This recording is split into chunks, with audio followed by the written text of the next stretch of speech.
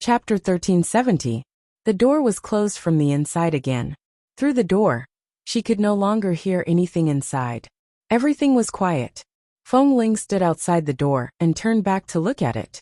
She stood outside for a long time, until Granny Mai rushed over after hearing the news. Seeing Feng Ling standing outside the door, she immediately approached. "Since the doctor is here, don't worry. I heard about Carrie going to look for the doctor. You have already seen your friend, right?" Feng Ling did not speak. She stood there and looked at the tightly shut door without saying a word. Seeing her expression, Granny Mai could not bear to see her like this. She raised her hand and gently patted her back. "Child, since he's still alive, there's always hope. Be patient." Feng Ling pursed her lips slightly, but her smile was not obvious. It was clearly a polite response to Granny Mai, and she continued to remain silent. From night to dawn, from dawn to noon, Granny Mai came and left. In the morning, she prepared some food and brought it over. Seeing that Feng Ling was still standing in the yard, she saw that Feng Ling was still standing in the yard. The door had not been opened for the past few hours. Carrie and the doctor had been inside. She didn't know how they were doing, so it wasn't appropriate for her to ask. She could only persuade Feng Ling to eat something. Feng Ling thanked the granny, but she was really not hungry and could not eat. It was almost afternoon when Granny Mai came again. Seeing that she was still standing outside, she said, "It's going to rain soon. Our place is close to the desert. It's rare for it to rain once a year. From the weather, the rain shouldn't be light. Come back with me first. Come back when the doctor gives you the news." "There's no need, Granny." Even though Feng Ling had been standing outside for a long time, her legs were not so numb that she could not move. When she was punished in the base, it was common for her to stand for an entire day with a heavy bag. She said to Granny Mai, "But I still have to trouble you with one thing." "Speak." "When the door opens, your granddaughter might not agree to let me in." Feng Ling's words stopped there, but Granny Mai quickly understood what she meant. She nodded. "I'll talk to her properly. Although she's a little impatient, she doesn't have any bad intentions. She'll definitely listen to me." "Thank you, Granny." The Gorkin farm was located at the edge of the desert, and all the water they usually ate and used depended on the river. It really didn't rain here all year round. If it rained twice a year, it would be a blessing from the heavens. This rain was indeed very heavy. According to Granny Mai, this was the heaviest rain she had seen in the decades since she came to Gorkin farm. Lightning flashed and thunder roared, pouring down in torrents. The sound of rain could be heard. Usually, when the people here saw rain, they would be happy as if they were celebrating a festival. However, although the sound of rain was clear outside, Carrie's small house was filled with the smell of medicine. The man on the bed had already been changed by the doctor inside and out, and the wounds on his body had also been reapplied with medicine. After being fed medicine, he had slept twice, and after waking up, he would fall asleep again in less than an hour. He was really exhausted, and the burden and exhaustion on his body and mind were too heavy. Dr. Mona stood by the medicinal stone table in the small house, patiently mixing medicine as he spoke in the local language. "It's raining outside?" Carrie made an N sound. "It sounds like it's raining." Dr. Mona pondered for a moment and looked in the direction of the tightly shut door. "See if Miss Feng hasn't left yet. She was still outside this morning." Carrie had no choice but to turn to the door. She gently opened the door and looked out. She saw that Feng Ling was still standing in the courtyard. She had not moved a single step since last night. The rain was pouring, but she was still standing there, standing straight in the rain. Although this small town was barren, the ratio of men to women was still considered normal. There were quite a few women, but Carrie had never seen such a righteous woman who did not seem to be delicate at all. She was clearly a young girl. At first, when she stood outside, Carrie thought that she was just trying to hurt herself. She thought that she wanted to use this method to force the person inside to feel sorry for her, so that he could let her in. However, when the person inside found out that she had been standing outside, he did not say anything. He did not wake up much the entire day, and his body could not bear the burden. He was half asleep the entire time. Even if he knew that Feng Ling was outside, he did not have the strength to say anything. And this Feng Ling, from last night until now, had not eaten, drank, or left. She did not cry or shout outside. She quietly did not come in to disturb them, but insisted on standing outside, and did not take a step away. Even though it was raining heavily, she still stood there like a tree. She had never seen such a woman, but for some reason, Carrie could not hate her. After watching for a while, she gently closed the slightly open door, and turned back to whisper to the doctor. She's still standing there, being drenched by the rain. At this moment, the eyelids of the man sleeping on the bed moved slightly, but he didn't move at all. It seemed that he wanted to open his eyes, but he didn't have the strength. After a long time, he finally opened his eyes, but he still couldn't see anything. He could only hear the sound of rain, lightning, and thunder outside the window. It was as if the sky was leaking, and it was pouring down. Feng Ling stood outside. Although it was raining heavily, she did not feel cold. This place was always hot in the 30s all year round.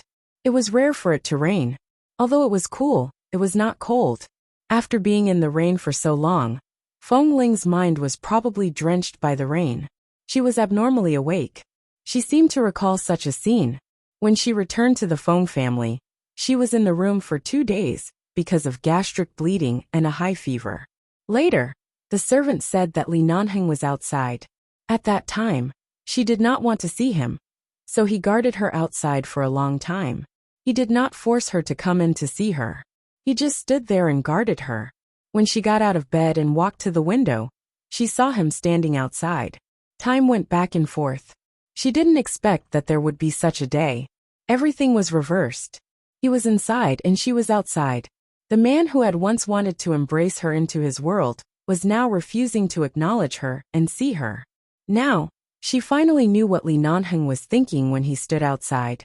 He only wanted to accompany her. He did not need to obtain anything. He just wanted to accompany her. The rain dripped down her eyelashes and climbed onto her face. Feng Ling quietly placed her hand on her leg and looked at the house in front of her. Even when the sky turned dark again, the rain still did not stop. She walked in front of Feng Ling and said unhappily, "Go in. The rain is too heavy. Even if you don't feel cold, it's not good for your body to be soaked in the rain. Uncle Mona has too many patients recently. He doesn't want another one like you." Feng Ling didn't know what to say. She didn't say anything. Chapter 1371. However, Feng Ling did not move. She only glanced at Carrie and said lightly, "It's fine. It's fine as long as I can hear the sounds inside. If there's anything you need me to do, I'll go in immediately. I won't be here now." "What? It's not like Uncle Mona, and I chased you out. Why are you throwing a tantrum?" Carrie glared at her unhappily. Feng Ling finally looked at Carrie's face. "Didn't you say that he would only be emotionally unstable when he saw me?" Carrie rolled her eyes. "He hasn't woken up yet. His body is too weak, and he's coughed up so much blood. It's probably still a long time before he's completely awake. Go in and hide from the rain. It won't be too late to come out when the rain stops, and your clothes are dry." Feng Ling glanced at her again. Carrie's umbrella was already above her head. She said impatiently, "If you don't go in, I won't care." As soon as she finished speaking, Feng Ling had already moved forward. Carrie watched in surprise as she walked in. After entering the door, she quickly closed the umbrella and muttered in surprise, "You've been standing outside for so long and haven't moved at all. Don't you sway at all when you walk?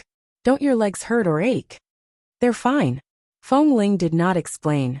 After entering the door, she immediately looked at the man who was still unconscious on the bed.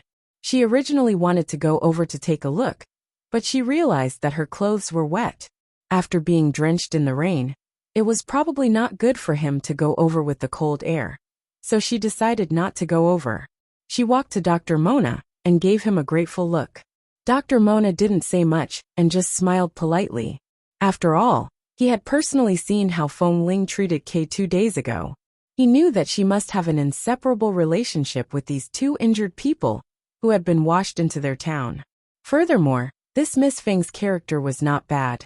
The person she cared about was seriously injured and unconscious here. There was no need to torture her like this. Not long after, Carrie went to the inner room at the back of the small house and found a light yellow cotton dress. She handed it to Feng Ling without a good expression. "Well, your clothes are so wet and dripping. Don't wet the floor in my room. Go change your clothes." As she spoke, Carrie looked her up and down for a while. "This dress of mine was bought by a merchant in town who went to Jerusalem. I bought it because it looked good, but it was a size too big for me. So I only tried it on once and hung it in the cabinet without touching it again. You're taller than me, so these clothes should fit you. Go and change." Feng Ling knew that this Carrie was a little spoiled and unreasonable, but it was indeed as Granny Mai had said. She was just spoiled, but she didn't have any bad intentions. At this moment, looking at the clothes that were handed to her, and then at the somewhat arrogant expression on Carrie's face, the cold ice in Feng Ling's eyes gradually melted. "Thank you." Carrie did not respond. It was obvious that she had taken out her clothes for her to wear. It was only right for her to thank her.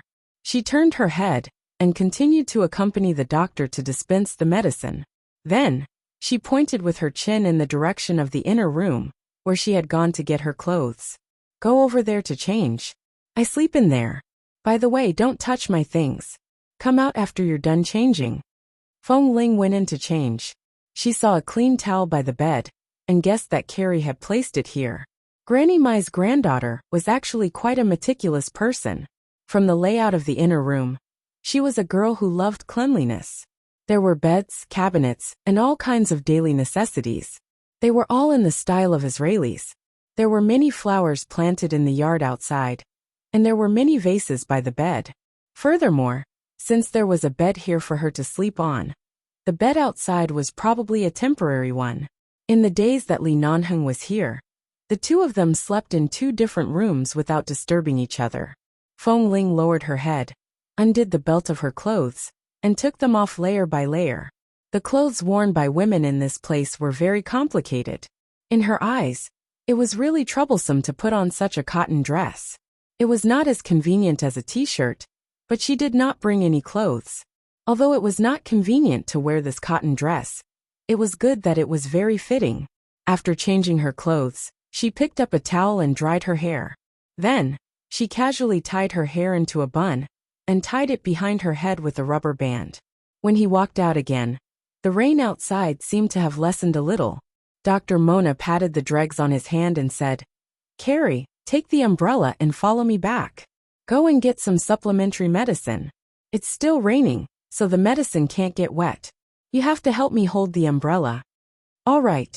Carrie stood up and was about to follow him when she suddenly turned back to look at Feng Ling, who had just walked out of the inner room. A few days ago, Feng Ling had been wearing some clean old clothes that Granny Mai had found. They looked very good on Feng Ling, but this light yellow dress had an especially clear girlish feel. When Feng Ling wore it, it was so beautiful that Carrie was jealous. Why didn't it fit her? If she were a few centimeters taller, she might be very beautiful in such a beautiful dress. Carrie was a little angry.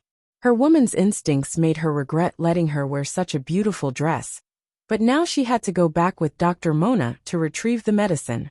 Thus, she said to Feng Ling with an unhappy expression, "I'll go get the medicine with Uncle Mona. He hasn't woken up yet. Stay here and guard him. We'll be back later." Feng Ling answered, "All right." This was Carrie's home.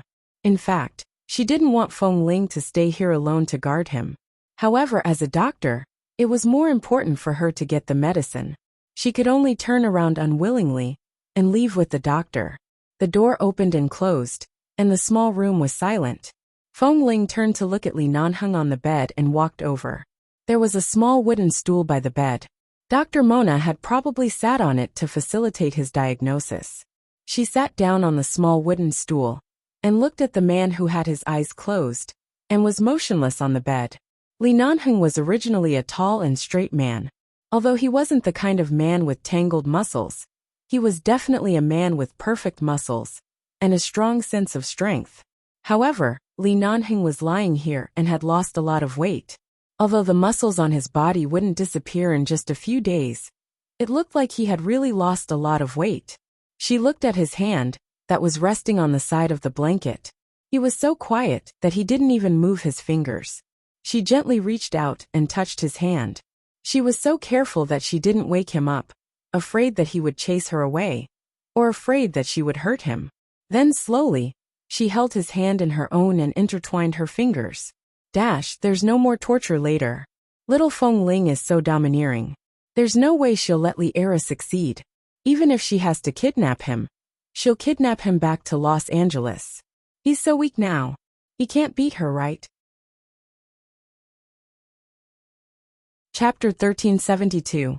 Perhaps because she hadn't slept well for the past 2 days, she held his hand and sat by the bed to look at him. She felt that his slightly cold palm was still warm, and she could feel the pulse on his wrist. Outside, there was the sound of rain, and the room was filled with the fragrance of medicine. Feng Ling sat on the small wooden stool and pressed her forehead against his hand to sleep. After sleeping for less than 10 minutes, there was a sudden clap of thunder in the sky. Feng Ling opened her eyes with a jerk, only to see that Li Nanheng was still sleeping. The temperature of his hand had always been warm, and the intermittent beating of his pulse was maintaining his extremely fragile life. Feng Ling opened her eyes to look at him. She held his hand tightly and moved the small stool forward, leaning even closer against the bed. She held his hand while looking at the man's weak and sleeping face.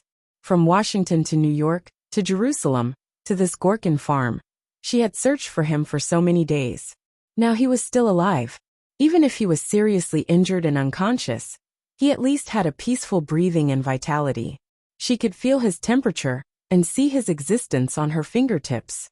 As if she had thought of something, Feng Ling slowly raised his hand and pressed his warm palm against her face.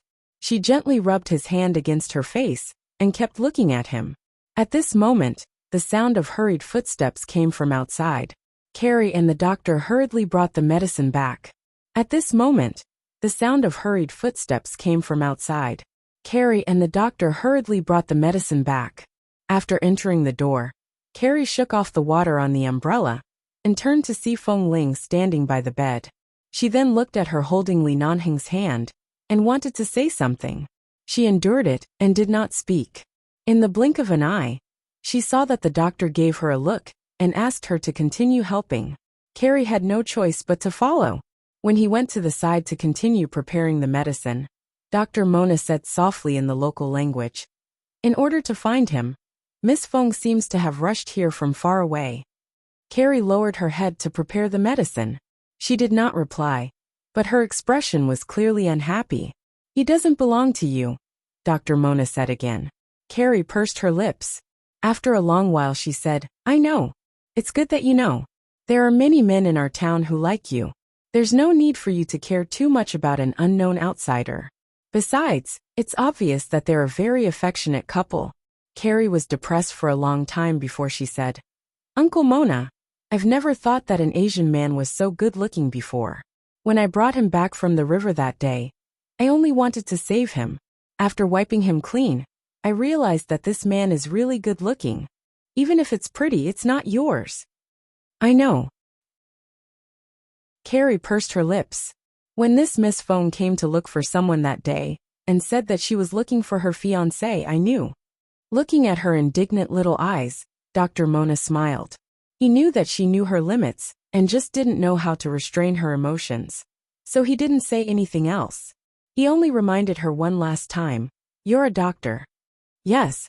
Feng Ling couldn't understand their conversation, but she had no time to listen, because Li Nanheng had woken up. His fingers moved first. He probably felt that someone was holding his hand. He instinctively wanted to move his hand away, but she held it tightly. He opened his eyes. Even though he couldn't see, he didn't move much. However, he seemed to know who was holding his hand by the bed. Seeing that he had woken up, Feng Ling quickly got up. As though afraid that her existence would agitate him again, she did not dare to speak. She only turned to look at the doctor for help. Seeing this, Dr. Mona walked over. Only then did Feng Ling let go of his hand. When she let go, the man did not habitually grab her like before. Instead, he quietly placed his hand by the bed and did not make any unnecessary movements. The doctor went to check on his current condition. Feng Ling kept her gaze on the bed, unwilling to leave it for even an inch. 10 minutes later, the doctor retreated from the bedside. She saw that Li Nanheng had already closed his eyes again, but his eyes seemed to be slightly red. It was probably because his eyes were uncomfortable, and not because he had fallen asleep again. Dr. Mona turned back to continue preparing the medicine. At the same time, he said a few words to Carrie. After listening for a while, Carrie turned back to translate for Feng Ling. Uncle Mona said that he applied medicine to his eyes during the day. Later, his eyes were probably uncomfortable from the stimulation of the medicine, so he took it off again. He just woke up. When he opened his eyes, there were still some remnants of medicine around his eyes. That's why his eyes are red. Don't worry. Feng Ling did not say anything, but nodded gratefully at Carrie. Carrie looked at her unwillingly, but there was nothing she could do. No matter how natural enemies women were, at this time, she could only be considered a doctor. She had only saved a man. She couldn't really snatch a man from someone else. If that happened, her grandmother would probably beat her to death with her walking stick. After a while, the doctor handed Feng Ling a bowl of black and green medicine that he had just prepared. He wanted her to feed Li Nanheng the medicine. When Feng Ling took it, Carrie glared at the doctor unhappily. The doctor pretended not to see, and gestured for Feng Ling to take good care of him. Feng Ling nodded, and walked to the bedside with the bowl of medicine. Dr. Mona then gave Carrie a warning look like an elder. Carrie pouted, angrily picked up the umbrella, and turned to leave. By the bedside, Feng Ling heard the door open and close. She looked at Carrie's back, and then turned to look at Dr. Mona. The doctor gave her a "it's fine, don't worry about her" look before Feng Ling retracted her gaze. She first tried to help Li Nanheng up from the bed.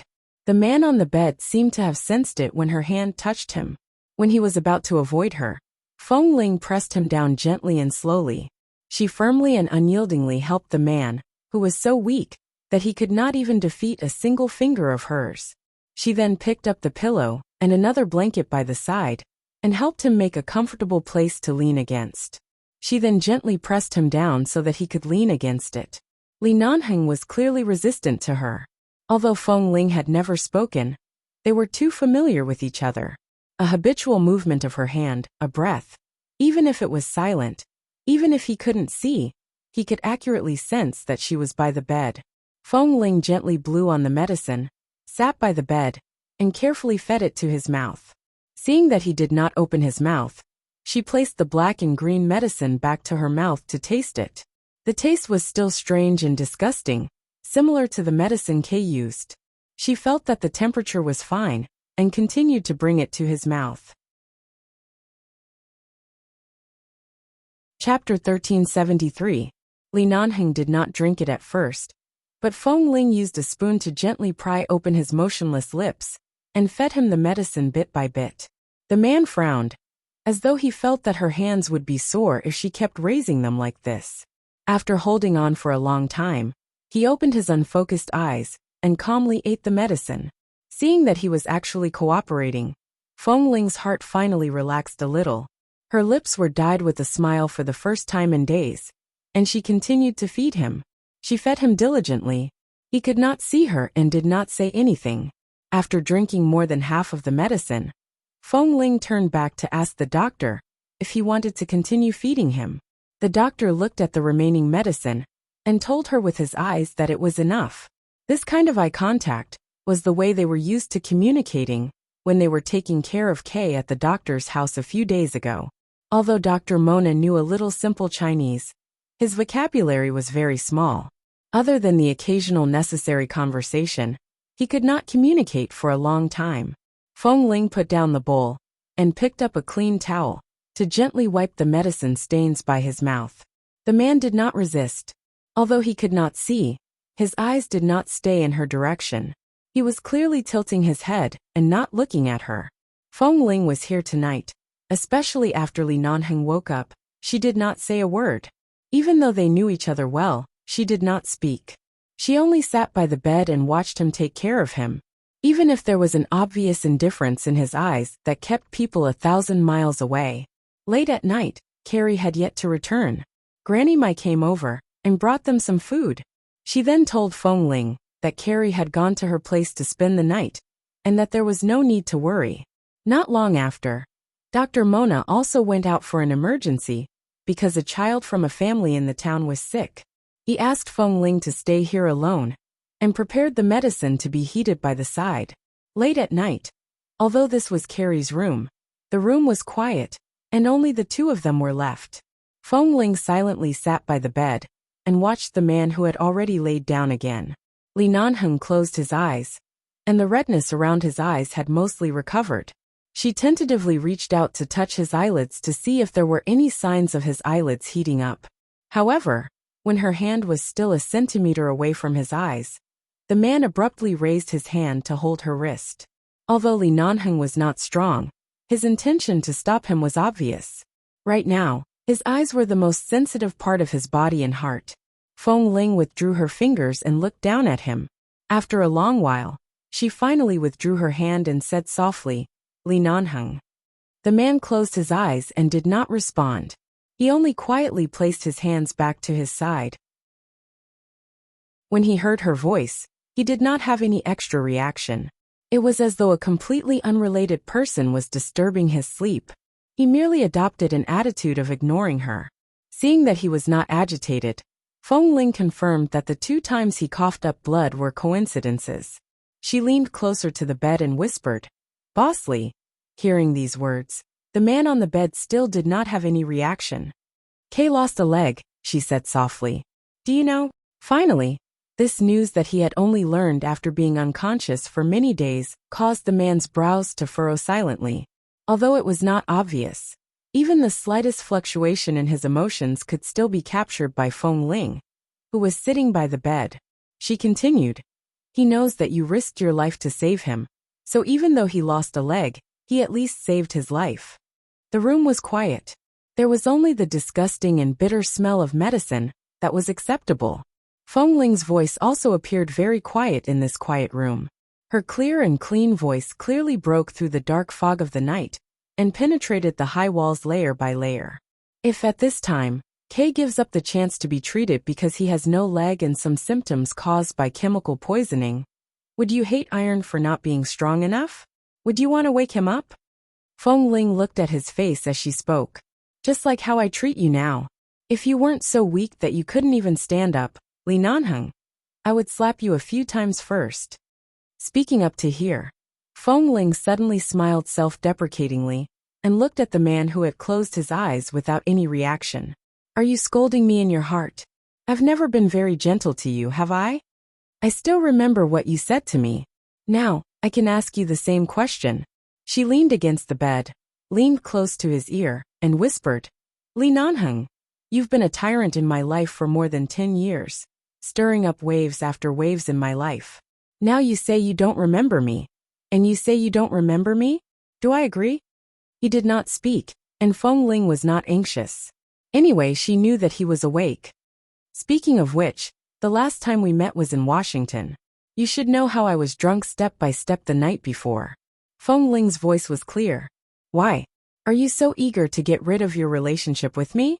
Are you afraid that I'll settle the score with you? You deliberately got me drunk to trick me, didn't you?" As Feng Ling spoke, she continued to whisper into his ear. Her breath gently brushed against his ear.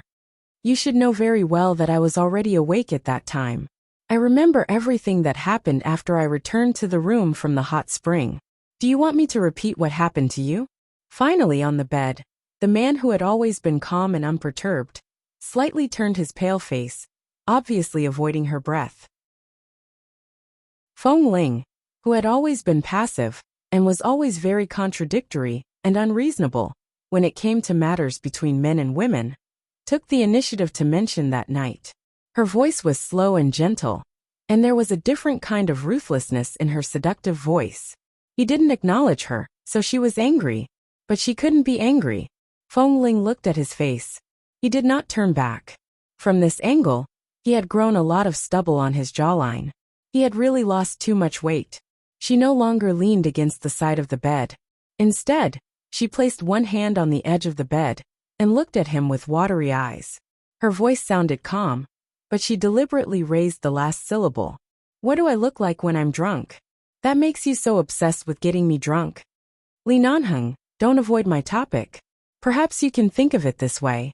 Perhaps I came here to see you alive again, and to settle the score with you? Chapter 1374. The room was too quiet. If it weren't for the fact that Feng Ling had been chattering nonstop, the room would have been completely silent. However, Feng Ling, who usually didn't speak much, was like a chatterbox right now. She kept talking, as though she was afraid that he would be gone in the next moment, afraid that he wouldn't be able to hear her, and as though she didn't want everything to be too quiet. If it was quiet, it wouldn't be real enough. She couldn't be sure that she was awake, or that he was alive. So, what do I look like when I'm drunk? Do I talk to you a lot? That's why you know that I need that financing? That's why you know that the first thing I want to do is to get rid of TMing. So after that night, you helped me achieve it one by one. Did I tell you all of this at the time? What else? Do you like me when I'm drunk? Which side of me do you like? If you're not seriously injured and need someone to take care of you, I can drink 2 bottles of wine in front of you at any time. You can do whatever you want. She didn't know which part of her words had touched his sore spot, but the man's fingers that had been quietly placed by his side moved. Feng Ling looked at his hand and reached out to touch it. However, she saw that he retracted his fingers and clenched them into a fist. He did not intend to shake her hand. Feng Ling looked at his hand for a while but didn't touch it again. She looked at him and said generously, "Forget it. You're a patient. It's inevitable that you have a temper when you're in a bad mood. I won't argue with you." Late at night. "Li Nanheng, do you want some water?" "Boss Li, will your back be sore from lying down?" "Li Nanheng, are you asleep?" "Li Nanheng." I suddenly thought of a particularly boring and serious question. These days, you've been coughing up blood every day, and your clothes are covered in blood. You've been frequently changed to wipe your body. Was it that Carrie who wiped it for you?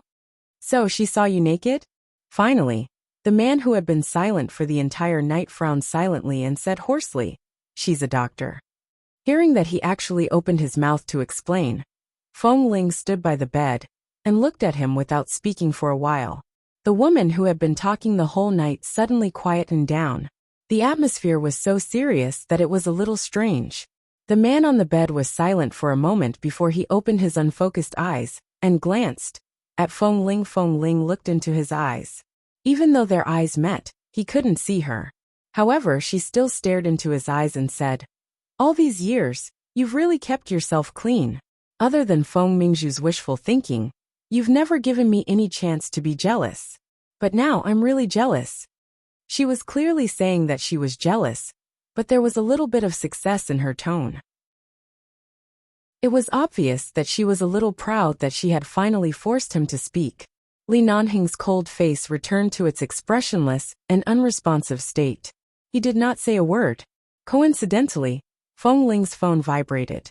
She picked it up and saw that it was a message from Tam. They had already learned that Boss Li and Kay were here, and were preparing to break through the border of Jerusalem at dawn. At the same time, they had already notified the Hall of 11 base. After reading the message, Feng Ling put down her phone and looked at the man on the bed. When the base received the news, they would definitely rush over immediately. Whether Li Nanheng was willing or not, even if they had to carry him, Ah Feng, Han Jin, and the others would come and carry him onto the plane. However, in a place like Israel, wherever a helicopter passed by, it would cause quite a commotion and fear. She thought for a moment and sent them a message, telling them to be careful when they arrived and not scare the people of Gorkin Farm. The people here were frightened by the war, but they were kind and simple. After all, they had saved Li Nanheng and Kay's lives. Feng Ling hoped that they would come clean and leave clean. She didn't want to cause too much impact on the people here. In the morning, it rained for an entire night. The air in Gorkin Farm was moist and no longer so dry. Many people here had woken up early and were walking back and forth outside. Feng Ling heard the sound and woke up. She lay by the bed all night. When she woke up, she saw that Li Nanheng was sleeping. She quickly got up and touched his forehead and neck to check if his arteries and heartbeat were still there. In the end, the sleeping man woke up because of her actions. Although he did not open his eyes, he said lightly, "There's no need to check. He's still alive." His voice was very soft and low, but these few words made Feng Ling's heart, which had been hanging slightly when she had just woken up, instantly relax. She retracted her hand and looked at the man with his eyes closed. She said, "Tam and the others have already contacted the base. Based on the time and speed of the plane, the base's helicopter will arrive before noon." Li Nanheng did not respond, but his brows were clearly furrowed. It seemed like he did not want to be picked up by the base in such a state. At this moment, Feng Ling turned around and looked around the small room. She found the white rice that Carrie had asked for from Granny Mai. The people of Gorkin Farm rarely ate this white rice. After all, Granny Mai was from China, so she would occasionally buy some from passing merchants and store it at home. Feng Ling did not know how to cook other food here. Thankfully, there was some white rice that could be used to cook some porridge for him to eat. Less than an hour later, the room was filled with the fragrance of porridge. Feng Ling went to get a bowl of porridge for him and helped him up like last night. At this moment, Li Nanheng clearly knew that it was useless to resist. Even though his attitude was still cold and distant, he did not do anything in vain. She helped him up, and he cooperated. He did not speak, but at least he was willing to eat the porridge she fed him. The porridge had just been cooked and was still very hot. Before Feng Ling fed him, she would blow on it a few times and gently touch it with her lips to test the temperature. There were a few times when she was scalded and trembled. The man on the bed clearly felt her movements and silently raised his unfocused eyes to look at her. After feeding him a bowl, she asked him if he wanted more. The man was silent at first, but a few seconds later he nodded. Feng Ling quickly went to get another bowl, but when she returned to the bed to feed him, he did not eat. This porridge couldn't be wasted. Seeing that he didn't eat, Feng Ling sat by the bed and ate a few mouthfuls with the spoon and bowl he had used. After eating a few mouthfuls, she turned to look at the man sitting quietly by the bed and finally realized what was going on. He had wanted her to eat some of it in the first place.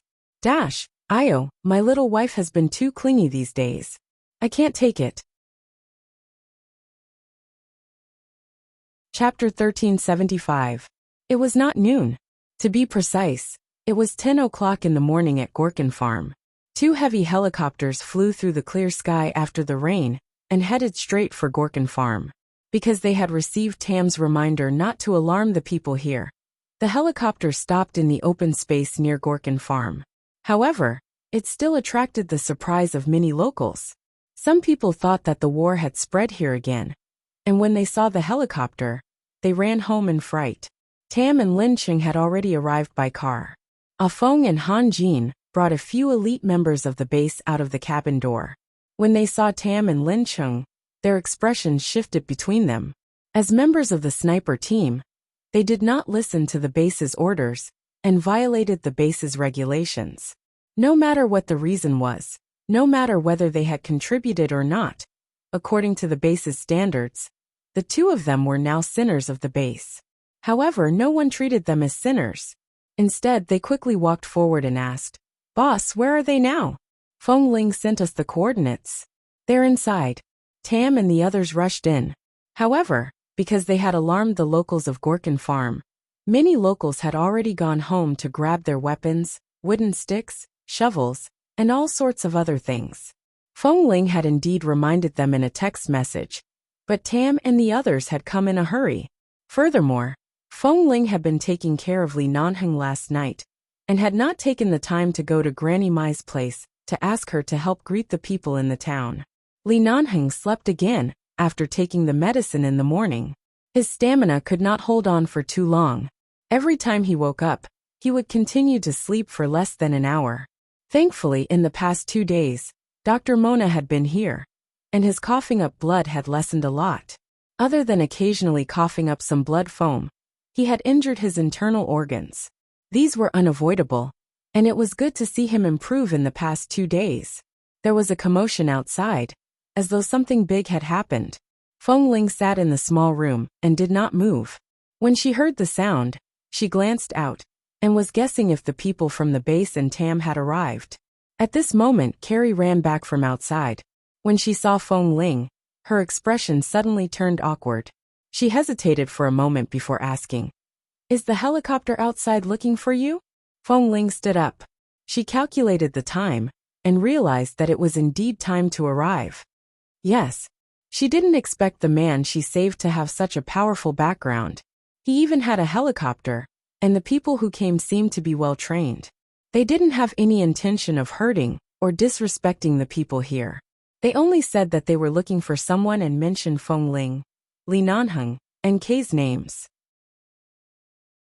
The names of these three people had been circulating in the Gorkin farm recently. After all, they were three outsiders. Everyone would often discuss them quietly.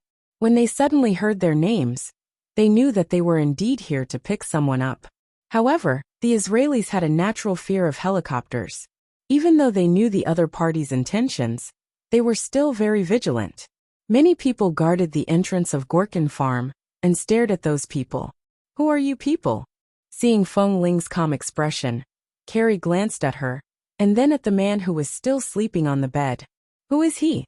"He is Li Nanheng." Feng Ling did not explain further. Seeing that Feng Ling didn't seem to want to reveal their identities, Carrie's eyes turned red. "So you're leaving now?" Although Feng Ling wanted to hurry up and ask them to send Li Nanheng back to America to find the best hospital for treatment, she glanced at Carrie and thought for a moment before saying, "Miss Carrie, I'm very grateful to you for saving my life. I'm also grateful to the people of Gorkin Farm for their tolerance of us. If you need anything, you can send it to me when we leave, or when we return. We'll send it to you according to your needs or—" Carrie stared at her in a daze for a long time. She didn't know what she was thinking. After a while, she waited for Dr. Mona to leave before saying, "The people living here don't want to be affected by the war, so they can only hide in this place. They don't dare to go anywhere, not even Jerusalem, so there's no way they can leave." Hearing her words, Feng Ling looked at her quietly, waiting for her to speak. "My grandfather has passed away, and my parents died in an attack on their way to Jerusalem to do business. I've been living with my grandmother on Gorkin Farm, but I know that my grandmother was in China when she was young. I've heard many stories about China since I was young. I think while my grandmother can still walk, I'll accompany her to China for a walk. Is that okay?" The polite and indifferent expression in Feng Ling's eyes was gradually replaced by warmth. "Yes. Really. Really. Then if you want to leave now, we can take you away from Israel, and then send someone to send you safely to Granny Mai's hometown when she was young." At this moment, Granny Mai happened to walk in and suddenly heard Feng Ling's words. Her gaze fell on her and Carrie. She looked back and forth for a long time, and seemed a little excited. "What are you talking about?" Carrie excitedly turned around to talk to her grandmother. The grandmother and granddaughter would occasionally communicate in Chinese, and occasionally speak the local language out of habit. However, from her tone, it could be heard that Carrie was really happy. Granny Mai was also excited and in disbelief. Feng Ling thought that perhaps it was really difficult for people who lived in such a war-torn country to leave this land. Coincidentally, she felt that she owed Granny Mai and Carrie a favor. It was a good thing that she could give them the greatest satisfaction in this way. There would be no regrets for both of them. After Ah Feng and the others explained to the people of Gorkin Farm, they could finally enter. They tried their best not to barge in or disturb the people. First, they went to the doctor's place to find Kei. Before Kei could react, he was carried onto the plane by a group of brothers. After entering the plane, he was safely put down and laid down. Only then did he react. He was so excited that his eyes turned red. When they arrived at Carrie's residence, the courtyard door was open, and Li Nanheng had just woken up. However, when he woke up, he seemed to be too weak, and did not know what was happening outside. Feng Ling heard the uniform footsteps in the courtyard, and turned to open the door. Ah Feng and Han Jin had already led a group of elites from the base to stand in 2 rows in the courtyard. They were all looking in the direction of the door. Chapter 1376. Seeing that it was Feng Ling who opened the door, Ah Feng and Han Jin walked toward the door. Feng Ling stood in front of the door and did not move. She looked at them indifferently. Ah Feng was silent for a moment. He suddenly raised his hand and saluted Feng Ling, expressing his apology, his gratitude, and all his emotions. Because she did not give up. She had really found them. Feng Ling did not say anything. She took a step back and made way for them. When Han Jin and Ah Feng walked in quickly and walked past her, she only said, "Be gentle. Don't startle him." Han Jin. Ah Feng. Wasn't this what Li Nanheng used to say when Feng Ling was asleep? However, when they walked in and looked up, they saw the man lying on the bed. The two of them were instantly speechless. Li Nanheng was so thin that he seemed to have become a different person. His once tall and sturdy figure was now thin, and his face was pale. If it weren't for the fact that the man on the bed had guessed the current situation with a cold expression, if his expression could be gentler, he could be considered a handsome young man. He was definitely the thin and gentle type. Unfortunately, even though he was so injured and weak, the coldness in Li Nanheng's unfocused eyes still caused one to shiver instinctively. "Boss!" Han Jin hurriedly walked forward, wanting to see how badly he was injured. Li Nanheng raised his hand and waved Han Jin's hand away. He raised his eyes aimlessly and looked around as though he was searching for something. Seeing that he really couldn't see, Han Jin and Ah Feng, who had already known some news before coming, immediately exchanged glances. His eyes really needed treatment, but they didn't know if they could be cured. Thankfully, Feng Ling discovered it early. Otherwise, if he were to be delayed in this place for another 10 days to half a month or a year, Boss would really be crippled here. Ah Feng looked out and saw Granny Mai, Carrie, and many curious onlookers outside the yard. Because of Feng Ling's request, he could not be too rude to them. Regardless of whether their language was the same or not, it was not convenient to say too much here. "Help Boss onto the plane first. We'll talk later." Ah Feng gave the elites of the base a look as he spoke. When the elite members of the base quickly walked in, they all looked a little excited when they saw their boss, but they didn't dare to say anything and hurriedly went forward to help him up. After all, they were already here. Li Nanheng understood that no matter what he said or did, he couldn't get Feng Ling and the people of the base away, so he didn't speak. When he was carefully helped up by several people, seeing that Boss couldn't even stand steadily, Han Jin rushed forward. "Boss, slow down, you guys. Boss has yet to recover from his injuries. Do you think he'll still be able to do as he pleases?" Be gentle," Han Jin reminded him in a low voice as he helped him up. Li Nanheng didn't mind. His expression didn't change much until he was helped out by a few people. He hadn't seen the sun for several days. When he felt the sunlight after the rain outside, he paused slightly. Feng Ling had just put away some of the clothes he had worn on the bed and walked out. When she saw him pause, she didn't know why, but she instinctively felt that even if his eyes couldn't see, he must be able to feel light. Or perhaps he could see a little bit of light. Before leaving, Li Nanheng followed Han Jin's hint and found where Carrie and Granny Mai were standing. Even though he didn't have much strength, he still slowly bowed in their direction to express his gratitude. Carrie's hands tightly gripped the cuffs of her cotton dress. This man was indeed very good-looking. Even though he was pale and haggard, when the sun shone on his face, she felt as though his entire body was covered in a layer of light. However, she knew very well that this kind of person didn't belong to the same world as her. Because of saving this man, she and her grandmother were sent out of Israel by these powerful people, and could help her and her grandmother realize their dream of safely returning to China. This was really a pleasant surprise. After all, they saved your and Kay's lives. We definitely won't mistreat them. We'll make appropriate arrangements, Han Jin said. Li Nanheng nodded indifferently. Seeing that he couldn't hold on any longer, Ah Feng gestured for them to send him onto the plane. This place was about a few hundred meters away from where the helicopter was parked. Fortunately, the elite team members were very fast, and their hands were very steady. After helping Li Nanheng onto the plane, there was already a soft bed prepared in the cabin. They quickly helped him lie down. Feng Ling told Ah Feng about Carrie and Granny Mai's situation. Ah Feng asked someone to help the grandmother and granddaughter pack their things and bring them away now. If they wanted to leave, they had to leave now. If they were late, they could not guarantee the safety of anyone in this country. Less than an hour later, Two heavy-duty helicopters took off above Gorkin Farm. Granny Mai and Carrie were invited to another plane. There were several elites in the base who would take care of them. After leaving Israel, they would send them to a safe airport and help them apply for their identity, household registration, passports, and so on. It would be convenient for them to fly back to China.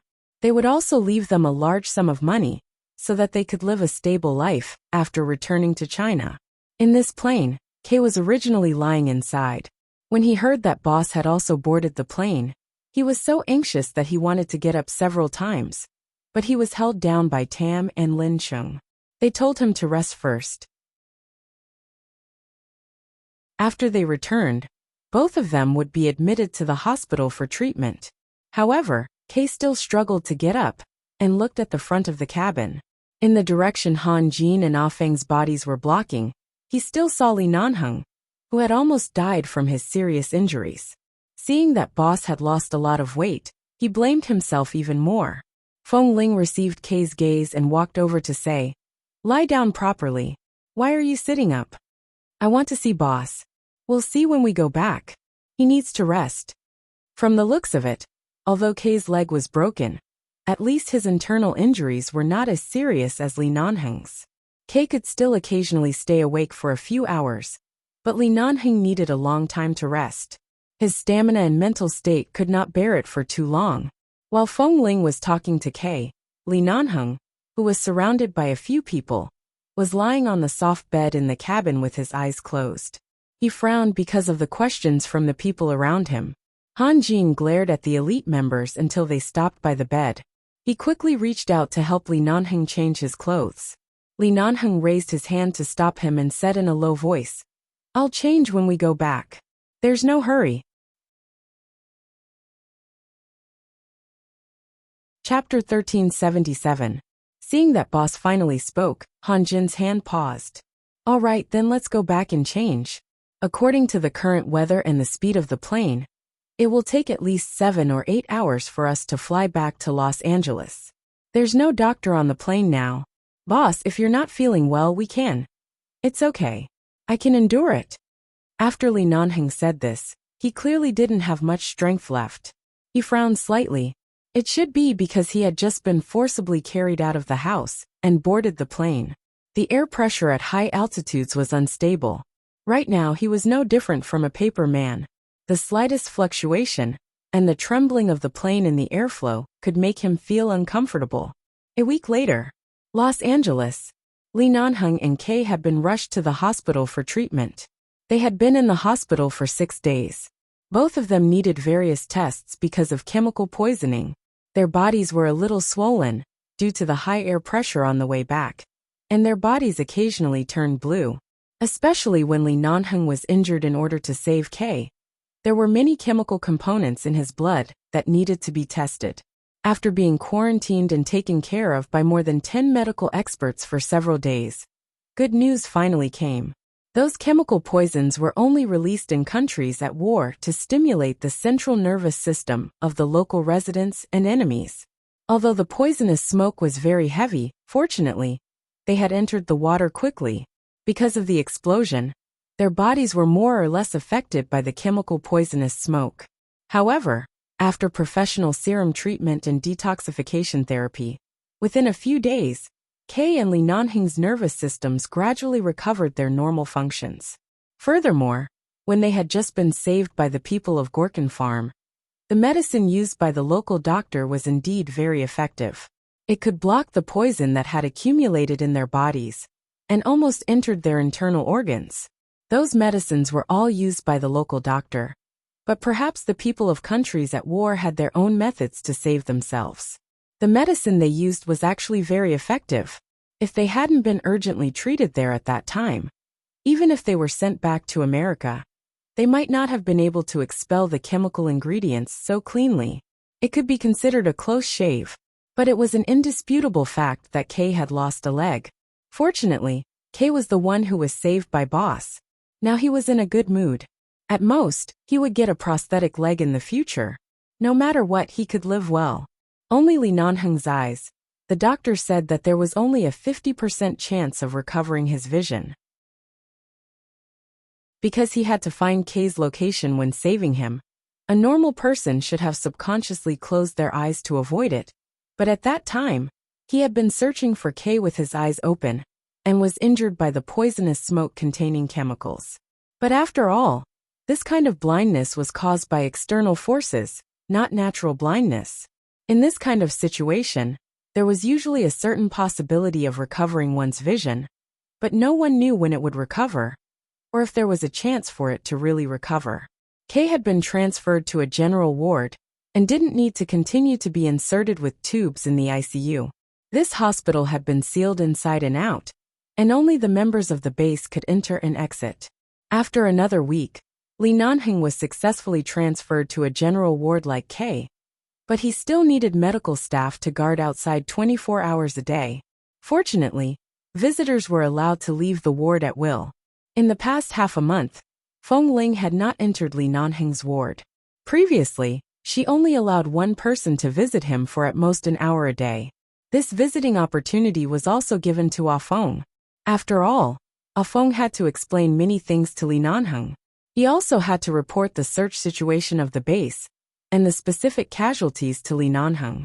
In just half a month, it seemed like more than 10 years. Feng Ling stood outside Li Nanheng's ward. After waiting for a moment, she saw Ah Feng, who had just visited him as usual, open the door and walk out. As soon as he saw Feng Ling standing outside, he walked over and asked her with his eyes if she wanted to go in. "Are you awake?" Feng Ling asked indifferently. Feng Ling had never been the kind of person who put her emotions on the surface. In the past few days, she knew that Li Nanheng was here, but she did not come here in vain to fight for the opportunity to visit him, nor did she beg the doctor for anything. She just waited quietly. "He's awake. Do you want to go in?" Ah Feng did not say much. He only smiled lightly and looked at her. Back then, even the brothers in the base had given up, but Feng Ling, who was far away in New York, did not give up. In the end, she did go to find Boss personally, but after successfully bringing him back to the United States, she stood quietly by the side and did not step forward to make any sense of existence. Ah Feng felt ashamed of himself. Feng Ling nodded. Ah Feng smiled and made an inviting gesture. Feng Ling walked in. The door of the ward opened and closed. A man in a light-colored hospital gown was sitting on the bed. Sunlight shone in through the window and fell on his body. The man's hair had grown a little longer, because he hadn't taken care of it for nearly a month. In the past, his hair was neat and short, but now it looked clean and stuck to his body. It felt a little soothing. Especially when the sun shone on him like this, he looked warm and cozy. There was a white gauze wrapped around his head from his eyes to the back of his head. It was not very tight, and from this angle, she could see that the gauze around his eyes was a little brown because of the medicine. She did not speak after entering the ward. Li Nanheng's keen senses were enough for him to notice that someone had entered. She did not speak, so he looked in her direction. They looked at each other for nearly a minute. For so many days, Feng Ling had not tried to come in to see him, and Li Nanheng had not asked about her. The woman who had taken the initiative to disappear from his side, after sending him back to the United States, entered the ward. Li Nanheng seemed to want to use the sunlight in the ward to find some direction, but at this moment, he suddenly heard approaching footsteps. When he felt that someone was suddenly approaching, he raised his cold brows. Before he could speak, he suddenly felt a warm and soft touch on his lips. Li Nanheng's eyebrows twitched at this moment. If his nervous system had recovered, and his senses were not confused, did Feng Ling kiss him as soon as she came in? It was not a kiss. She didn't move away. Instead, she gently sucked on his lips. Li Nanheng's eyebrows twitched again. He subconsciously wanted to retreat, but the woman in front of him grabbed his collar and forced him to retreat. She deepened the kiss. Chapter 1378. The touch on his lips was warm and familiar. It was unbelievably soft, and she had never taken the initiative before. It was as if he was as strong as before, not allowing her to refuse or retreat. She gripped his collar and deepened it again and again. When almost half of Feng Ling's body was leaning against the hospital bed, she simply pressed half of her body against him. If it weren't for the fact that the wounds on his body had mostly healed, and he couldn't bear any weight for the time being, she might have pressed him against the bed and pressed him up again. Feng Ling did not say a word. After coming in, she kissed him for a long time. After an unknown period of time, was it about 3 minutes? Or 5 minutes? She slowly moved her lips away from his lips that had turned from cold to warm, but she didn't move far away. Her hand was still holding his neckline, and she looked down at Li Nanheng, who was sitting motionless on the bed with his eyes blindfolded. At this moment, it was clear that his facial expression hadn't completely recovered. After looking at him for a long time, Feng Ling slowly moved her lips. She stared at his face and said clearly, "Your mouth is filled with the taste of medicine. What have you been eating these days?" Li Nanheng did not move. It was as if he instinctively felt that ever since he was injured in Israel, and Feng Ling found him, she seemed to have changed from the cold and quiet Feng Ling to another person. She was proactive and determined, making him a little uncomfortable. Even though he couldn't see it with his eyes blindfolded, he could feel that she had been staring at him from a close distance. The man suddenly felt a little uncomfortable. He coughed as though he was clearing his throat. He turned his head slightly and said hoarsely, "The doctor said I can only eat liquid food." It meant that he had been drinking porridge, or soup without oil or salt these days. No wonder there was no taste in his mouth.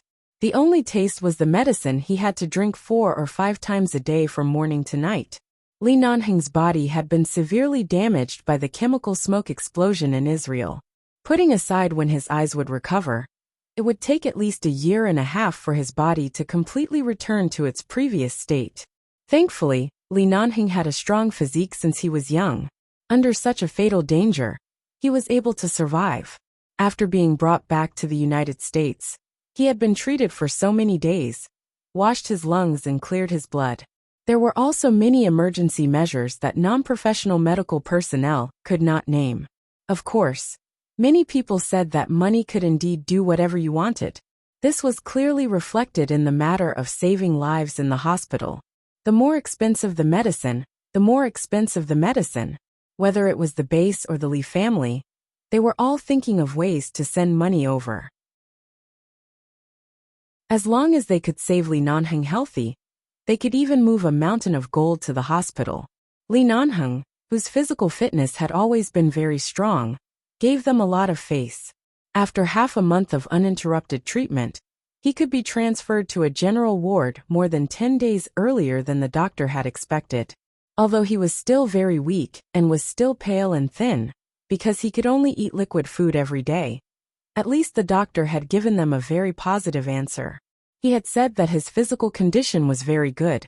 As long as he recuperated for a year and a half in regular systematic rehabilitation, he would definitely be able to return to his previous state after a complete recovery. He would still be the boss Li, who had beaten the terrorists like a wolf and a tiger in front of them. This was the best news everyone had heard in the past few days. Kay's condition was also recovering well. The only pity was that he had lost a leg, but Kay's mental state had already adjusted very well. He had seen too many life and death situations. He knew that as long as he survived, it would be a blessing. Feng Ling had not entered Li Nanheng's ward for the past few days. These days, Feng Ling had not entered Li Nanheng's ward. She was just waiting, patiently waiting for Li Nanheng, who was as strong as his body, to face her calmly in this temporarily invisible state. But obviously in this matter, maybe she really should take the initiative. Feng Ling looked at him, and stared at the 2 healed wounds on the side of his face and forehead. There were more wounds on his body, but at least new skin and flesh had grown out, and were healing. In the face of modern medical technology, as long as there was enough money, it was very easy to remove scars. However, Feng Ling felt that every wound on Li Nanheng's body seemed to be engraved with the course of this man's life. The doctor has confirmed that your body can recover. It just needs some time. Feng Ling was so close to him, and even deliberately spoke to his lips. Li Nanheng, even if you want to die now, I'm afraid it won't be so easy. Do you still refuse to acknowledge me? Perhaps because Feng Ling took the initiative and spoke in a teasing tone, Li Nanheng was stunned for a moment. His eyes were covered with gauze, and she couldn't see the emotions in his eyes. She looked at his face and waited unhurriedly for him to speak again. If Li Nanheng could see now, he would see Feng Ling propping her hands on his hospital bed and leaning over to look at him, sitting on the bed at a close distance. There seemed to be light in her eyes, with the passion and persistence that she used to have when she was drunk, and there was a faint expectation hidden under the surface of the persistence. This scene was like a female entrepreneur who, in order to get a man, did not hesitate to injure and lock him in a certain hospital, and then she came to force him to submit. Of course, the premise was that he could see. He couldn't see right now. He didn't know if Feng Ling was sitting or standing right now. He could only feel her eyes on him. Li Nanheng's movements were a little slow as he turned his face to her. It seemed that he wanted to make sure that she was in front of him and look at her through a layer of medical gauze. As if he had really seen her, Feng Ling faced him and slightly raised her beautiful eyebrows. "Why didn't you take the initiative in the past?" The man spoke. His expression was still expressionless, but his voice was no longer so heavy. The smile in Feng Ling's eyes finally rose. Coincidentally, he couldn't see it, so she didn't hide her smile. "It's probably because the two of us are always a strong combination. Both of us have a hard bone and won't give in to each other. It's rare that you're so weak that you can't even beat a finger of mine. My overflowing sympathy and the deep affection you forced into me over the years suddenly surged. I can't hold it back for a moment." The man's brows moved imperceptibly. He did not speak, but it was clear that he was very convinced by her words. Chapter 1379. Besides, I was the one who brought your life back. If I don't take the initiative, what if you look for Carrie after you can see? Wouldn't I lose more than I gain? As Feng Ling spoke, she reached out to stroke his collar, smoothing out the crease she had just made. Li Nanheng seemed to be puzzled for a moment. "Do you have a deep impression of this Carrie? Do you feel a sense of danger from her existence? If I had known that you would change so much just by being jealous, I would have arranged for a few more women to be by my side." The man spoke shamelessly, but because of his thin and pale state, he looked so harmless when he said these shameless words. "Feng Ling. That's different." The man looked at her and did not speak, but it was clear that he wanted to know what was different about her. Take Feng Mingzhu for example. A person's unilateral initiative and love don't constitute anything. Outstanding people never lack suitors, so even if other women appear by your side, as long as they don't like you, I have nothing to be jealous of. Feng Ling's voice was cold. "But Carrie saved you. I have to admit that if she hadn't brought you back, would you have died there? And later on she did blush at you. For a young girl to have such a state, it means that she is very superficial and has fallen in love with your appearance, who she has only known for a few days. Furthermore, she has seen you naked." Li Nanheng did not speak for a while. He seemed to be thinking carefully about this question. He was thinking about whether Carrie was really worth his consideration. Seeing that he was actually thinking seriously, Feng Ling's expression paused and she stared at him. "From what you said earlier, I can only conclude 3 points. First, I'm very outstanding." The man's voice was quiet, but he said something that would not make him blush at all. "Second, even though I'm injured to this extent, my looks are still at their peak. Feng Ling. Thirdly, you're still brooding over the fact that I've been seen naked by another woman." Her expression was cold. "If a man saw me naked, would you want to dig out his eyes?" Li Nanheng smiled and did not answer her. Instead, he said, "So you've already helped me repay the favor I owed when I was saved at Gorkin Farm, haven't you?" He seemed to have found a more comfortable sitting position on the bed, and could only rest on the hospital bed every day. These days, Li Nanheng was used to this slow pace of life. Perhaps because he had just experienced a life-and-death disaster, his voice was much gentler and calmer. At least, although he was still very shameless just now, he was not particularly asking for a beating. "First of all, you didn't gouge her eyes out. Secondly, you personally helped her and her grandmother arrange a trip back to China, including the funds. You helped them realize their dream of returning to a peaceful world from a war-torn land. With this, You've successfully made up for the debt between us. From now on, there won't be any debt of gratitude between us. If I go to find someone to repay my debt of gratitude now, it'll be superfluous. It'll be even more impossible for us to have any contact in the future. Although I've been seen naked, I was injured and covered in blood at that time. It's not a loss for me to be seen by a doctor. If you really feel bad, after I recover, I'll use disinfectant to wash my body 49 times. What do you think? When Feng Ling agreed to send the grandmother and granddaughter back to China, she only wanted to repay their kindness. She did not think too much about it. Li Nanheng's words instantly smoothed out the small knot in her heart that had just emerged. At this moment, Feng Ling's phone suddenly vibrated in her pocket. Although Li Nanheng could not see, when people closed their eyes, their other senses were very sensitive, especially their ears. Hearing that her phone was vibrating, he did not say anything. He was clearly waiting for her to answer the call. The phone vibrated for a long time before Feng Ling took it out of her pocket and looked at it. Seeing that it was Qin Shuk, she picked it up. How is it? Is Li Nanheng out of danger? I really can't go to Los Angeles to see you. If there's anything, you have to tell me. Don't hold it in alone. I understand you very well. You're always like this. You're used to enduring your emotions without batting an eyelid. For example, you actually love him no less than Li Nanheng, but you just don't want to express it. If it weren't for the fact that something happened to him and forced you to run to Israel without any regard for your own safety, even I would have suspected if your heart was made of stone. But in the end, your heart is actually softer than anyone else. It's just that the defenses and walls you erected outside your own world are too high. The ward was very quiet. Even the windows were closed. The sound of her phone was not loud, but it was precisely because it was too quiet that Qin Shuk's grumbling voice clearly reached the man's ears. Feng Ling paused.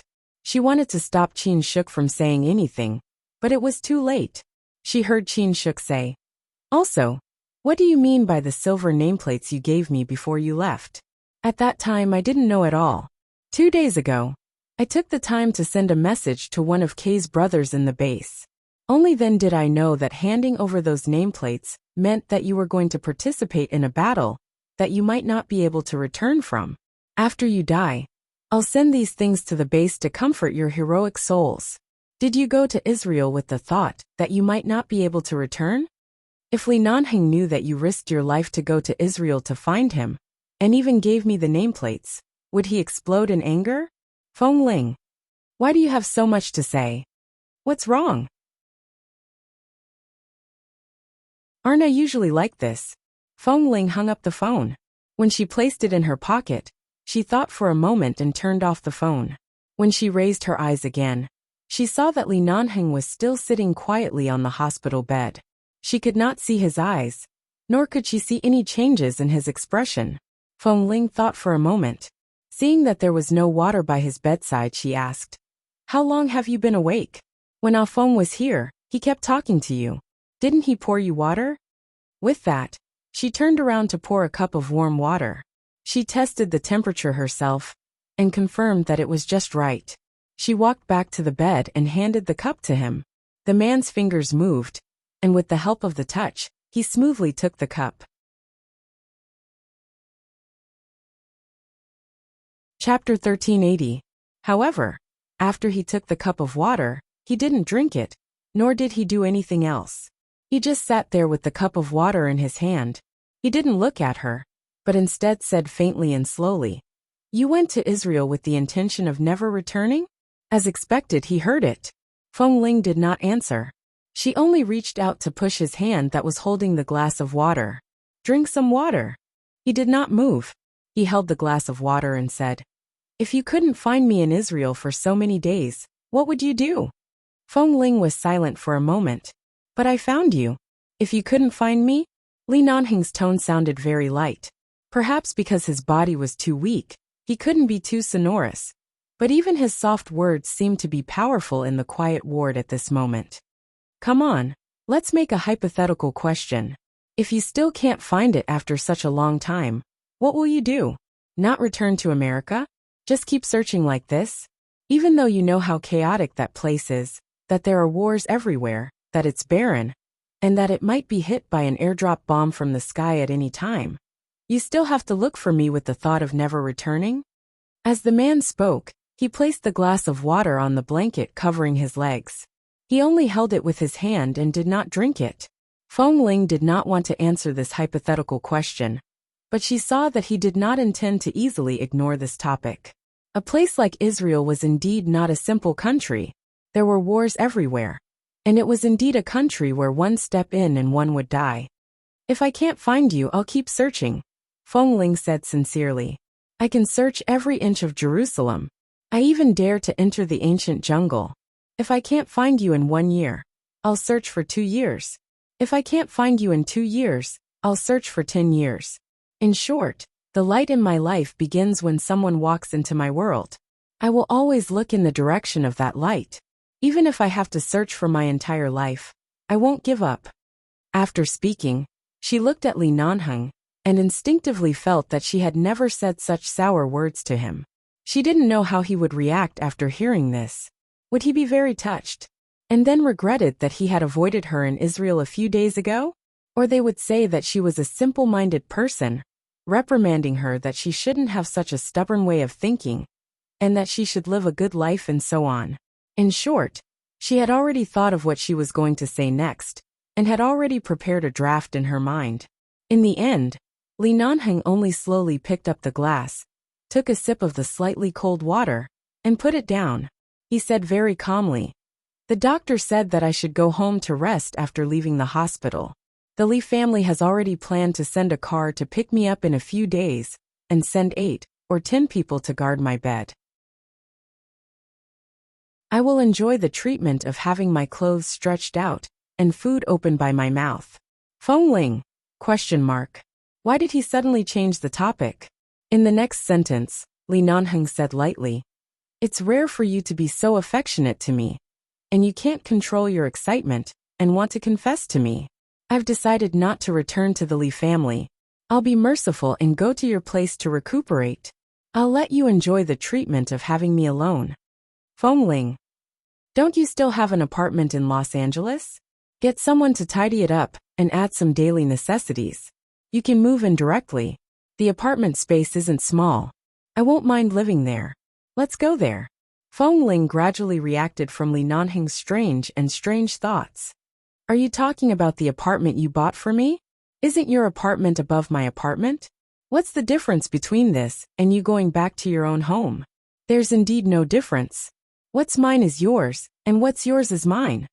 The man took another sip of water, and didn't mention it again, as though this matter had been decided. He handed the glass of water to her.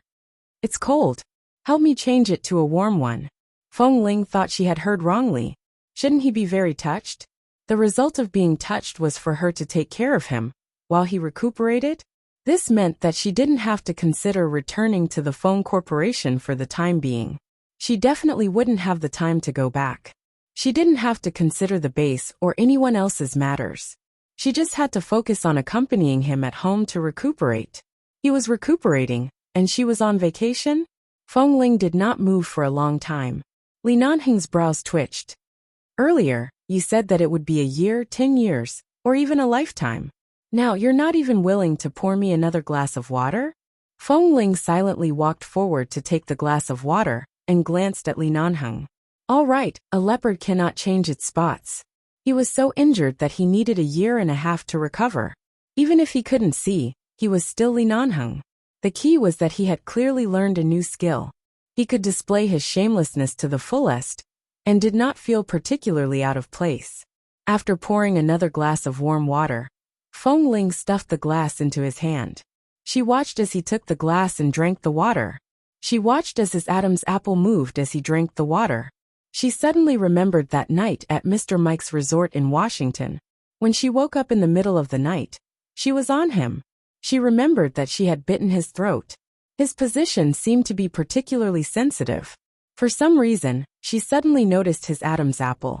Perhaps it was because he had lost too much weight, and his originally beautiful and sexy Adam's apple was even more obvious than before. Feng Ling looked away, and did not notice that her ears were a little red. Even though Li Nanheng was very active in the treatment, it would still take time for his eyes to recover, including his physical condition. Although his life was definitely saved, his internal organs were injured. In ancient times, internal injuries were internal injuries. Internal injuries were difficult to treat. It was not something that could be cured in a day or two. Everything depended on recuperation. Li Nanheng received absolutely high-standard treatment in the hospital for about a month before he could finally be discharged. The Li family did send a car over, but it was only to send various daily necessities on behalf of elder Li. He didn't know how Li Nanheng communicated with the elders of the Li family, but they actually agreed to let him stay at Feng Ling's place alone. They handed over all the work of taking care of him to Feng Ling, who could cook, but could not cook more than 3 dishes. Feng also found this unbelievable. Didn't the 4 elders think that Boss would be better taken care of if he returned to the Li family? After all, Boss sometimes even needed someone to help him go to the toilet. However, on the phone, Elder Li's reply to Feng was, "It's okay, as long as he doesn't starve to death." Feng. He put down the phone and silently watched the lucky Li Nanheng get into Feng Ling's car. It's almost the end of the month, right? It's time for the intelligent and beautiful Qing Qing to take off her disguise and start to beg for monthly votes.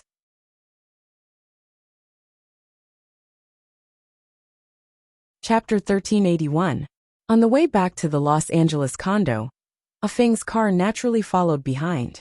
After all, although Boss was taken away by Feng Ling, there was nothing unsafe about it.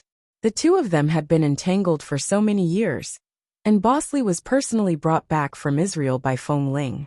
Nothing would happen to him.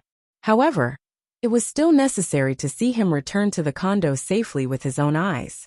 Feng Ling thanked the driver arranged by Feng and drove the G-Series Hummer that Li Nanheng used to drive here. Normally speaking, it would be very strange for a woman with long hair to drive this kind of car. After all, this car was too big and had the rugged nature of a classic car that men loved. However, when Feng Ling drove it, it didn't feel so strange. It was probably because everyone knew how good Feng Ling's driving skills were. They also knew that although she looked like a little woman, she didn't lose to men at all. Especially now, Feng Ling often tied her hair into a ponytail, looking energetic and athletic. She was so young and beautiful that people couldn't take their eyes off her. She was no longer the tomboy she used to be, but the most gentle and beautiful scenery in front of these cars.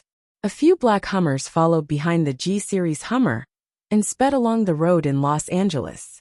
Li Nanheng was helped into the car. He sat in the back row. Although he was wearing clothes, his legs were covered with a soft blanket. The gauze wrapped around his eyes to the back of his head had been removed, but because he still needed to change the dressing every day, his eyes were still covered with medical gauze. Furthermore, the doctor said that his eyes needed to be treated because of the blood clot in his brain and the chemical smoke. Right now, his head couldn't be violently hit or touched. He needed to sit there quietly and couldn't show off even if he wanted to. Although he couldn't see, it didn't mean that he couldn't use his phone. He could still answer the phone and listen to the voice message. Feng Ling was focused on driving. At this moment, Li Nanheng's phone on the back seat buzzed twice. The man moved his hand away from the stall slightly, groped for the position of the vibration, picked up the phone, and placed it by his ear. On the phone, Kay's voice came. "Hey boss, are you really going back with Feng Ling alone?" Li Nanheng's expression remained unchanged. "Why? Is there a problem?" "It's not a problem." Kay sat in a Hummer behind. He looked at his brother who was driving and said to the phone with a smile, "I just remembered that when we were in Israel, Feng Ling had been holding back her temper for 2 days. I think it's very irrational for you to go back with her like this." Li Nanheng raised his eyebrows. Before he spoke, Kay continued on the phone. "I mean, boss, don't you remember how you mercilessly said you didn't know her when you thought you couldn't live? Aren't you afraid that she'll hold a grudge against you and settle the score with you when there's no one else around? Look at Feng Ling's temper. Right now, she's gentle because you look too weak. She doesn't dare to be too violent, but you know her nature very well. What if she cough? Boss, you understand. I'm just cautiously advising you to avoid this time bomb while you're recuperating. You can flirt with her as you please after you've recovered. Why do you have to risk your life that you've barely managed to get back? Don't you think so? Just then, there seemed to be two cars colliding on the road in front of them. The collision shouldn't be serious, but the rear bumper of the car was smashed to the ground, causing a traffic jam on this normally normal road. Seeing that the road ahead was blocked, Feng Ling got out of the car to take a look. The moment Feng Ling opened the door and got out of the car, Li Nanheng replied calmly, "The person you're talking about who mercilessly refused to acknowledge her, is it me?" Kay's words were suddenly choked in his throat. "How could I do such a stupid thing? You must have remembered wrongly," Li Nanheng said indifferently, and listened to the movements outside the car. At the same time, he listened to the movements outside the car. Feng Ling probably went down to take a look at the situation, and then turned back. He said in a low voice, "Don't care about the reason. If she wants my life, she can take it at any time. She doesn't need a reason." After that, he hung up the phone and put the phone on the back seat in a smooth and natural manner. He continued to put his hands on the blanket on his lap, looking like he was going to sit there obediently and not move. "Kay, Bosley, you're really something. You can't even move, but you can still be so serious and shameless." It turned out that he also knew that it was an extremely stupid thing to refuse to acknowledge Feng Ling at that time. Even he didn't want to admit it, right? Kay was so angry that he laughed. He put down his phone and rubbed his forehead. A brother of the elite team, who was driving in front, glanced at him through the rearview mirror. Seeing him lying on his side in the back seat of the car, his eyes were filled with a helpless smile. "Brother Kay, I heard from Brother Feng today that the base has gone to New York's largest medical auxiliary equipment factory to order a very flexible prosthesis at a high price. It will be completed in less than a month and sent to you. At that time, you won't be affected when you walk. Brother Feng also said that you should continue to go back to the sniper team for training. He wants you to practice your one-leg balance and arm support. How is it? Is the arrangement perfect?" Hearing this, Kay raised his eyebrows and then smiled. No matter how rich the base is, it's impossible for them to spend a high price to customize a prosthesis for anyone. This money is either paid by Boss Li or Feng Ling, right? The brother driving the car smiled. "I can only say that you're bound to have good fortune after surviving a disaster. In the future, the actual combat missions of the base won't fall on you. They can even give you an instructor or something. Every day, you'll go teach those hotheads who just came in, show them your prosthesis, and tell them the story of how you once risked your life for the base. Just thinking about it makes me happy." "Happy? Why don't you King crawl out of a pile of dead people and break a leg? Let me exchange with you? Do you like it?" Kay grabbed a bottle of mineral water in the car and smashed it on the back of his head. "Damn it, it hurts." The brother driving the car chuckled, picked up the bottle of mineral water, put it aside, and continued to follow the car in front. When Feng Ling returned to the car, she saw that Li Nanheng had hung up the phone. She didn't hear what he was saying earlier. Seeing that he was sitting there with a normal expression, she didn't know if he was closing his eyes to rest, so she didn't say much. She started the engine, turned the car around, and drove to the other fork in the road.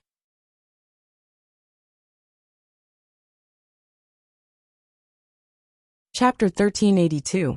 The car was parked in the apartment that they hadn't returned to for a long time. Feng and the others originally wanted to come over to help Li Nanheng, but half of Li Nanheng's weight was almost on Feng Ling. He did not ask them to help him, and calmly got out of the car. Seeing this, Feng felt that it was too immature to pull Boss away from Feng Ling at this time. He quickly ordered someone to bring all the necessary luggage and medicine out of the car, and sent them in first. When Li Nanheng was brought into the main entrance of the apartment, everything was ready. Feng Ling helped Li Nanheng stand in the elevator, and looked at the slowly rising number on the elevator. She said, "Do you want to go to my place or yours?" "Whatever." The man breathed in the clean scent of shower gel on her body and answered. Feng Ling had never been to her apartment here before. She only knew that it had been renovated by Li Nanheng. It had been so many years. A while ago, She sent someone over to tidy up and fill in many necessary things. She then received a few photos of her apartment. It looked not bad, although it was renovated a few years ago. After Li Nanheng's efforts, all the expensive light industrial materials and furniture were used. They were all in a light European style. The overall color was white, gray, and blue. It was very fresh and clean. It was different from his floor above. His floor was a very tough man living alone. Feng Ling pondered for a moment, chose to stop on the floor of her apartment, and helped him out of the elevator. Although her apartment was downstairs from his apartment was on the top floor. The two apartments on the top floor were completely connected. It was a few hundred square meters, and there was some distance to walk from one bedroom to the other. The next floor was a normal apartment. At least her apartment was half the size of his, so it was not a waste of time to walk back and forth. As for which room Feng Ling took him to, Li Nanheng had no doubt. He even felt that it was not bad to change places. After entering the apartment, Feng Ling had never been here. Although it was afternoon, the curtains were closed. She fumbled on the wall for a long time before she found the light switch. After turning on the light, she helped him in. After helping Li Nanheng to sit on the sofa, she hurriedly went to pack up. Listening to the rustling sounds of Feng Ling packing up her things, Li Nanheng sat calmly on the sofa, covered with his blanket, and turned his head to ask, "Are you very tired? I've just come back, and it's already so tiring. Should I ask the Li family to send a car over?" No need. Feng Ling was bringing the medicine she brought back into the fridge. Li Nanheng's eyes needed to be iced with the medicine every night before he could sleep. So these things had to be placed in the fridge in advance. Li Nanheng didn't really intend to pick up the phone to call the Li family. He just sat on the sofa and listened to the rustling sounds. He heard Feng Ling walking back and forth in indoor slippers, but because she was unfamiliar with her own home, she couldn't find the bedroom and storage room, so she walked back and forth several times.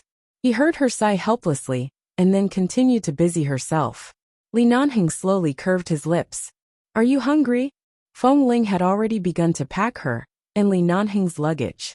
As she hung the clothes in the cabinet one by one, she asked the man sitting on the sofa in the living room outside, "I'm not hungry." "Then wait a little longer. I'll make something to eat after I pack up." As Feng Ling spoke, her hand would touch the cabinet door from time to time, making some knocking sounds. It was as though a kind of human activity kept flashing in his ears. Li Nanheng couldn't see it, so he just sat on the sofa and stared straight ahead, listening to those sounds. When Feng Ling finally finished packing, she rushed over to help him up. "Do you want to go to the bathroom? I'll help you over." Li Nanheng had been sitting on the sofa for so long, and was very obedient.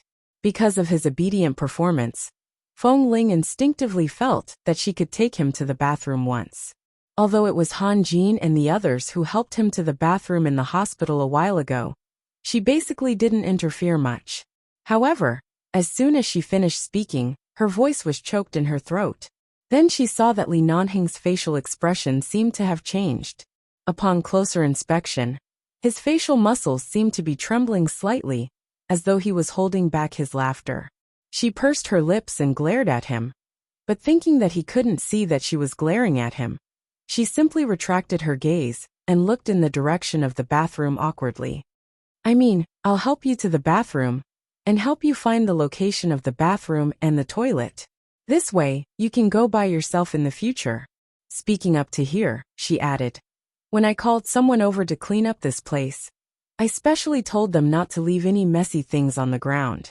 I even moved the coffee table here because I was afraid that you would bump into something or trip over something when walking back and forth. There's no carpet. It's very flat. You can walk back and forth like this a few times, and you'll be familiar with the route." "Okay." The man held back his laughter, but his chest still emitted a little laughter. "All right, then there's a prison. CEO Feng, help me go a few times first. Also, I can't find the location of the toilet. Can you help me hold it?" Hearing this, Feng Ling was about to help him walk there when her ears suddenly turned hot. For some reason, she felt that he said help him hold it. This help meant Li Nanheng. You have to understand your current situation. Your martial arts value is so poor that you can be suffocated to death with a pillow at any time.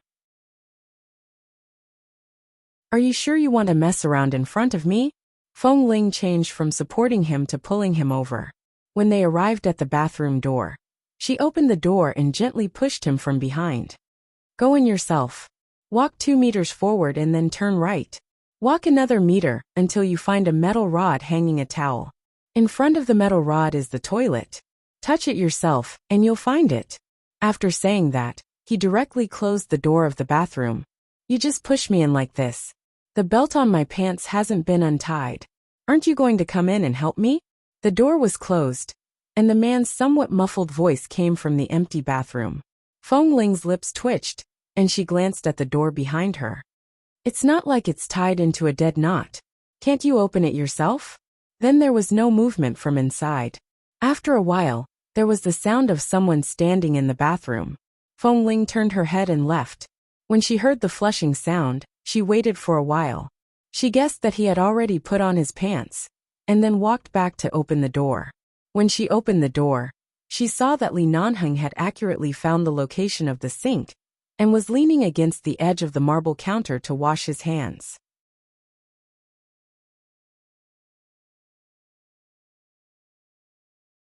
Chapter 1383. She didn't know if it was because he was in the hospital a few days ago that she couldn't see or touch him. Now that she heard the sound of the water and saw the man standing there alive, the light in the bathroom falling on his head, and the way his hair was slightly longer, she finally felt that this man was standing in front of her. Do you want me to shave your hair? Feng Ling asked curiously. Li Nanheng casually turned off the faucet, raised his hand, and waved it in the air. He touched the towel, wiped his hand clean, turned around, and slowly walked out in the direction of her.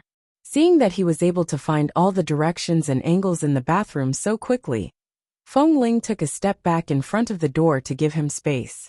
When Li Nanheng successfully walked out with his own sense of direction, she looked in the direction of the sofa and said, Do you want to try walking to the sofa from here? However, the man did not move. He stood in place and slowly raised his hand, indicating that he wanted her to support him. Feng Ling was confused. It was clearly a straight line from here to the sofa. It shouldn't be difficult to find him. There were so many things in the bathroom, but he could find them clearly. I can't walk anymore. I'm tired. The man gave her a concise answer. Feng Ling. However, his body was indeed very weak. It was normal for him to lose strength after a few steps. She could only support him back. When he sat down again, she heard the man casually say, Why do you suddenly want to shave my hair? I see that your hair has grown longer. As she spoke, she reached out her hand and touched his hair. It was about 3 centimeters longer than usual.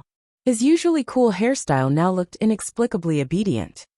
I remember that you only know how to shave to the shortest length with a razor. You don't have any style at all. Li Nanheng did not hide his disdain for her. Fortunately, I stopped you from shaving your head. Otherwise, I'm afraid your little nun appearance would have added a very thick stroke to your past life. Feng Ling. Let's not do it for now. I can't see it anyway. Whether it's long or short, ugly or good-looking has nothing to do with me.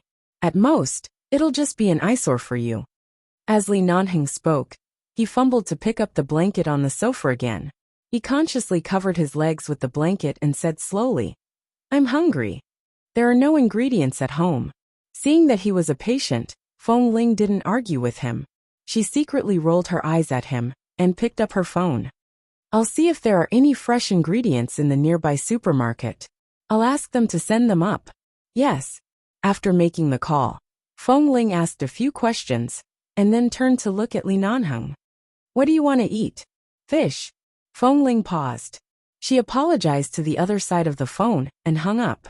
She turned back to say, The nearby supermarket doesn't have any fresh fish. Unless we go to a large supermarket further away to buy it, or go to a seafood market, can't we do something else? The man was silent for a moment.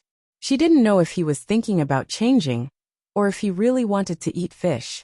Feng Ling saw that it was getting late, and that it would be a waste of time to delay any longer. She made a decision. Let's eat something simple today. I'll drive to buy fish tomorrow, okay? The word okay carried an inexplicable warmth and a doting tone that she had never heard from her mouth before. It was a little like her attitude when she spoke to little Momo, but she had thrown away the deliberately soft tone she used to speak to children. It was clearly a very natural tone, but it made Li Nanhing feel as if his soul was about to sublimate. If he had known that being injured and blinded could exchange for this side of Feng Ling, he would have long poked his eyes. The man answered reluctantly. In fact, Feng Ling also felt that the liquid food and nutritious meals he had eaten in the hospital a few days ago were indeed too unpalatable. Even though they were all prepared by top nutritionists, they were all tasteless. Furthermore, they were all prepared for nutrition and did not take into account normal human tastes at all. It was as if Li Nanheng had eaten plain water for so many days. Now that he was discharged, although he still had to eat less oil and salt, he could at least eat something tasty normally. She did not want to mistreat his stomach. After all, he had really lost too much weight.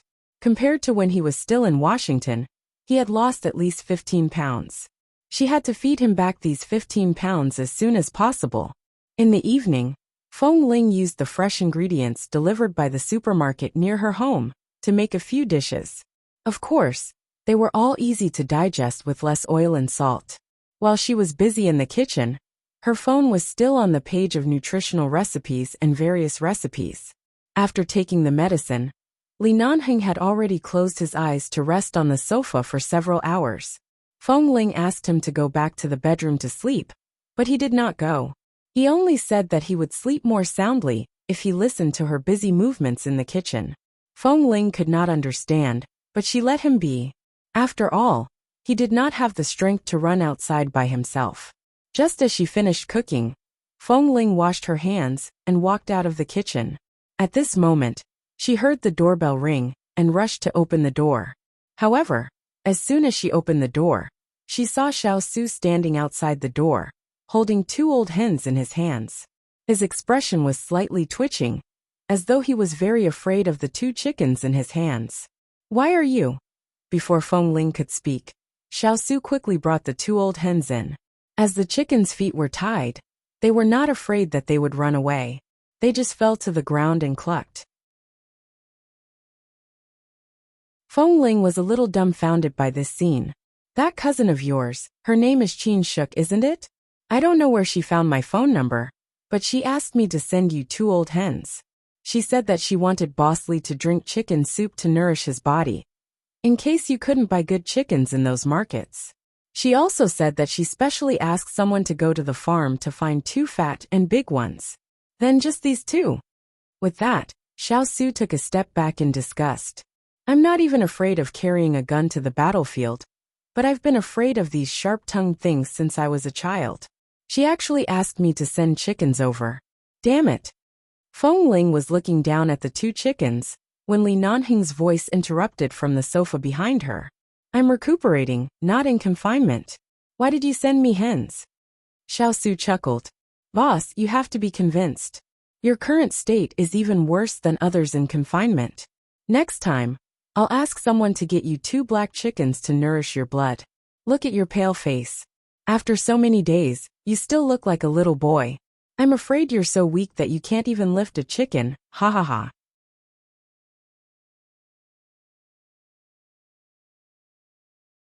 Chapter 1384. Before Xiao Su finished speaking, he suddenly hiccuped and glanced at Li Nanheng carefully. He saw that Boss Lee didn't seem to be angry at all. On the contrary, he seemed to be very satisfied with this situation where he was very weak and needed to be taken care of by Feng Ling. And he didn't feel sad at all. TSK. He didn't even plan to choose whether to return to the Li family or come to Feng Ling's place. From the beginning, he had planned to be with Feng Ling. After all, for so many years, whether it was in the base or after they left the base, the 2 of them seemed to have very little time to be alone. They were always busy. As for the days when they lived in the jungle, Xiao Su certainly didn't know, but he could guess something. Do you know how to kill chickens? Xiao Su turned to look at Feng Ling and asked a key question. Feng Ling hesitated for a moment and answered, yes. Hearing this, Li Nanheng, who was about to ask Xiao Su to clean up the 2 chickens before leaving, choked on his words. He raised his eyebrows and symbolically looked in the direction of the door. Xiao Su also felt that it was impossible. He looked at Feng Ling seriously. Really? I've never seen you kill one before. I can even kill people, let alone kill chickens. Isn't it just cutting the neck? Feng Ling said indifferently and gave up some space in front of the door. Do you want to come in and sit? No, I won't come in. Xiao Su quickly took a step back and waved his hand in resistance. He didn't know if he was afraid of the 2 chickens on the ground or the boss Li on the sofa, who he had just said couldn't even beat a chicken. But he glanced at Feng Ling worriedly. Then remember to clean it up. Don't let the chicken soup be full of feathers. Feng Ling said coldly. Why don't you stay and do it? Forget it. I really can't stand this kind of sharp-mouthed thing. I dare to kill a snake. I'm afraid of this kind of thing. Xiao Su waved his hand again. I'm leaving. Take good care of boss in your body. Don't let our boss do whatever he wants. Feng Ling continued to glance at him coldly, wondering what else Li Nanheng could ask for except to cook and help him to go to the toilet. After all, how could a seriously injured patient act like a hooligan? She didn't say anything, and Xiao Su tactfully stopped talking.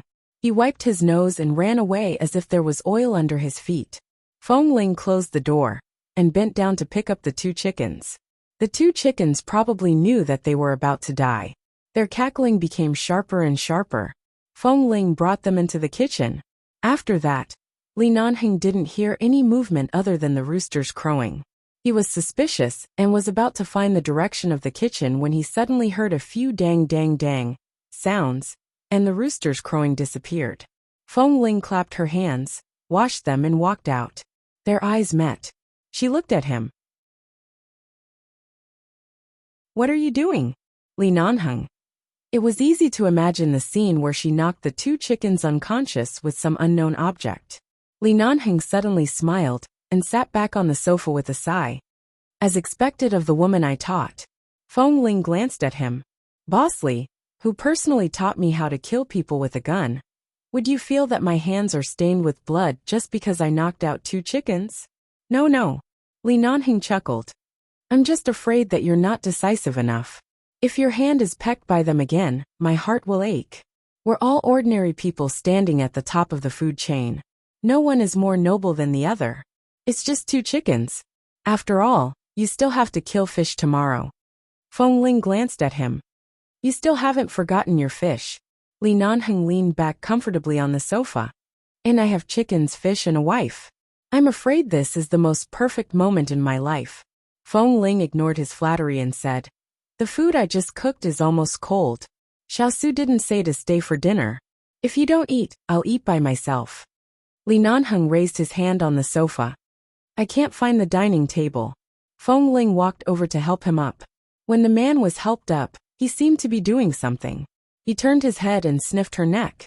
Feng Ling was provoked by his action and quickly dodged to the side. She looked at him strangely. What are you smelling? Smell to see if there's the smell of chicken blood. I haven't killed it yet. Today's meal is ready. Let's talk about it tomorrow, or the day after tomorrow. Feng Ling helped him to the dining table and sat down. She picked up the cutlery and placed it in his hand. Then she stood by the dining table and watched his hand slowly fumble on the table. She asked, Do you need me to feed you? In the past few days in the hospital, Li Nanheng had been fed by others. Because he couldn't see, no matter what cutlery he used, it was indeed difficult to find the exact position of the bowl. However, now that he was discharged from the hospital, he really didn't want to be fed again, so he didn't answer immediately. Instead, he reached out and touched the edge of the bowls in front of him with the cutlery. Feng Ling probably saw through his intentions and didn't touch him anymore. Instead, she carefully pushed the bowls and plates to a place where his cutlery could easily reach. If there was a slight deviation, she would immediately push his cutlery to the middle and pick up the food in the middle. Li Nanheng tried to eat it himself and smiled. It tastes good. Your cooking skills are much better than when you roasted earthworms and cooked wild birds in the jungle. Why? Haven't you been busy with the phone corporation's business for the past 2 years? You actually have the time to secretly practice cooking? I haven't practiced, and I really don't have the time. I don't know much now, but at least I can eat my fill. When he went to pick up the food, Feng Ling slowly moved the bowl in front of him. As she moved, she said, "When I was in England, and later in the phone corporation, I wasn't used to having someone take care of me. Qin Shik didn't know how to cook, so I was used to making some food for myself occasionally. Perhaps I did make some progress, but it shouldn't be too obvious." Li Nanhing chuckled and reached out with the cutlery again. Then, he gently pressed the edge of the soup plate in front of him with the cutlery. "All right, you don't have to keep moving with me. I can almost find it. At most, I'll just spill some soup and water and wipe it off. You just need to practice a few times. Sit down and eat with me." Feng Ling moved the bowls and plates very softly. She didn't expect him to hear it. She didn't say much, but glanced at his precise movement of putting the cutlery in. Although it was still a little awkward, with his adaptability, she estimated that in 2 or 3 days, he should really be able to eat like an ordinary person. "I want to chat with more like-minded people about, young Master Mo. Have you kissed enough? Talk about life, and find a confidant W. 4M.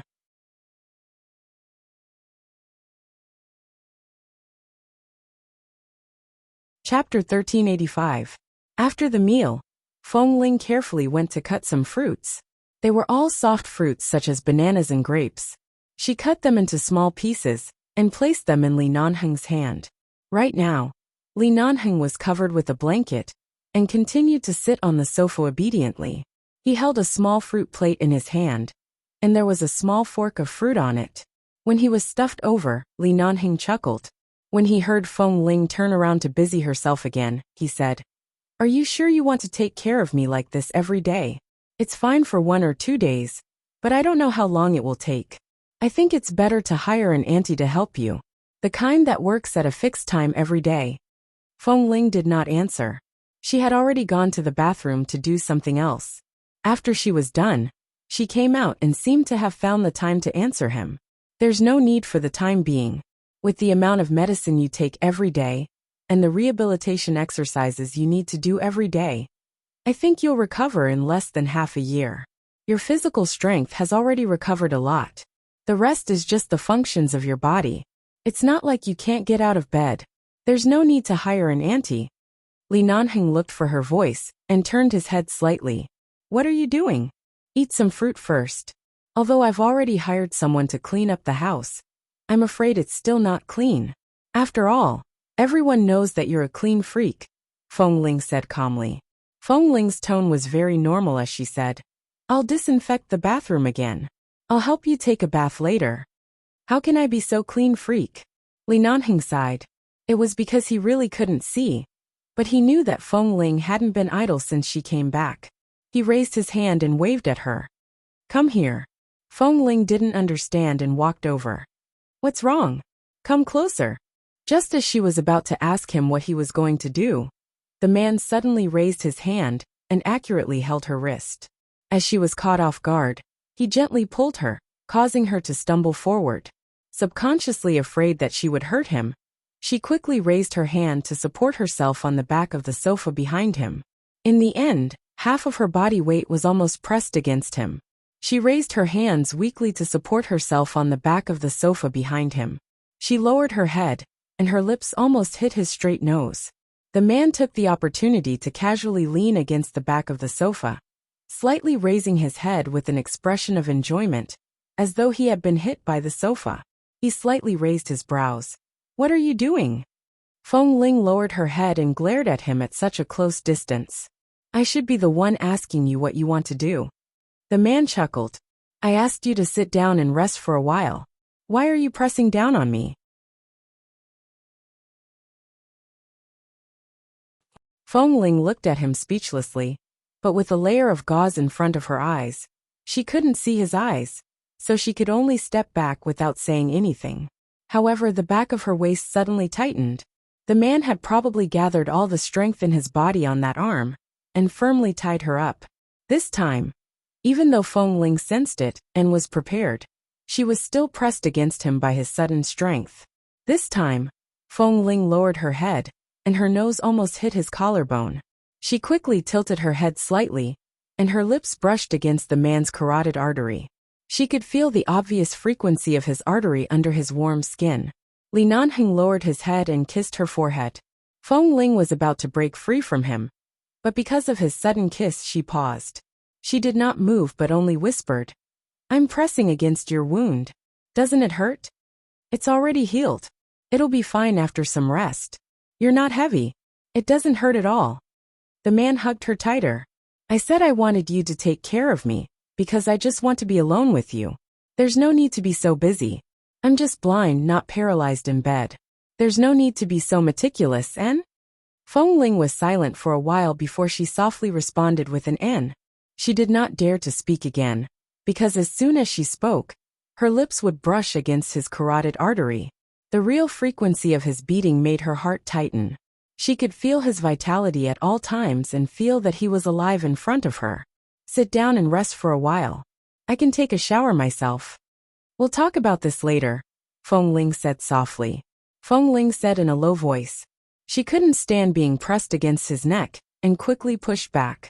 At the same time, she gently pushed him away. Li Nanheng did not force her, but when she got up, his hand seemed to accidentally brush against her ear, and felt that it was slightly hotter than usual. He turned his head in her direction. Feng Ling coughed, and ran into the bathroom to disinfect. This time, she simply closed the bathroom door to prevent him from hearing the sound of her washing the bathtub. In fact, it was not suitable for Li Nanheng to take a bath right now.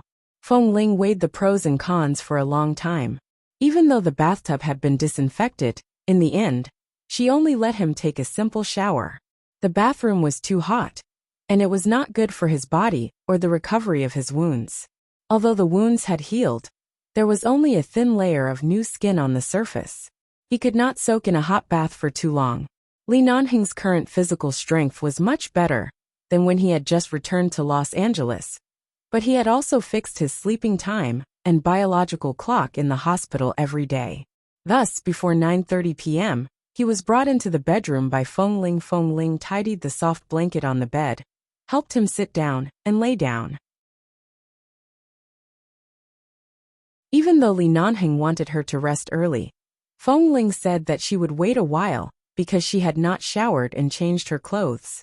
When she went out to drink a glass of water and returned, the man had already taken the medicine after showering.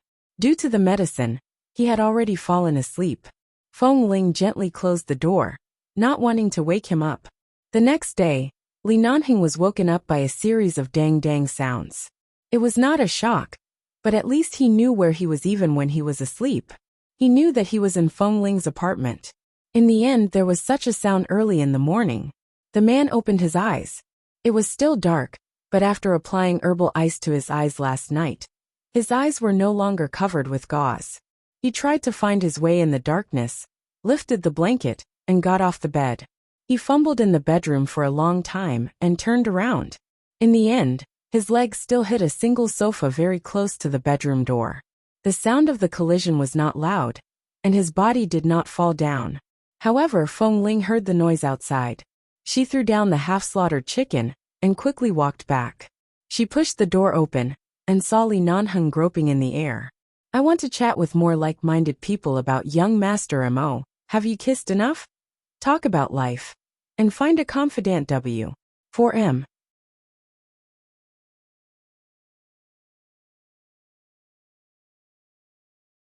Chapter 1386. Seeing that one of his legs was blocked by the sofa, Feng Ling asked in surprise, "When did you wake up?" "I just woke up." Li Nanheng put down his arm and turned to her. "What was the sound outside just now?" "Ah, I was killing the chicken. Did it disturb you?" "You know how to kill." "I looked it up on the internet and saw a tutorial on killing chickens. I tried to kill one. It's not bad. It's quite successful." Feng Ling held the door handle with one clean hand, and her other hand was stained with blood. She was wearing the Qian family's home clothes, and her long hair was tied behind her head. She looked gentle and indifferent, but when she spoke of killing a chicken, her expression did not change. "Li Nanheng, there's a tutorial for this thing?" "Yes." Feng Ling then looked at his legs. Move your legs 10 centimeters to the right, and then walk forward to the bedroom door. The bedroom door is about 6 or 7 meters away from the sofa in the living room. There are no obstacles in the middle. Can you come out by yourself? Yes. All right, I'll continue to kill. With that, Feng Ling opened the bedroom door for him and turned to return to the kitchen. Li Nanheng didn't know whether to laugh or cry. He moved his legs away from the sofa in the bedroom according to the route she said, and successfully left the bedroom. He then slowly moved forward and measured the distance according to his steps. After confirming the position, his legs did touch the edge of the sofa in the living room. He touched the back of the sofa and looked back for the sound of the kitchen. Imagining the scene of Feng Ling killing the chicken, he suddenly remembered what Kay had said on the phone about not acknowledging her. Li Nanheng's heart trembled. He turned and walked in the general direction of the kitchen. He raised his hand and touched the wall that he almost hit, then walked along the wall to the kitchen door and poked his head in. Feng Ling was squatting on the ground and immersed in fighting.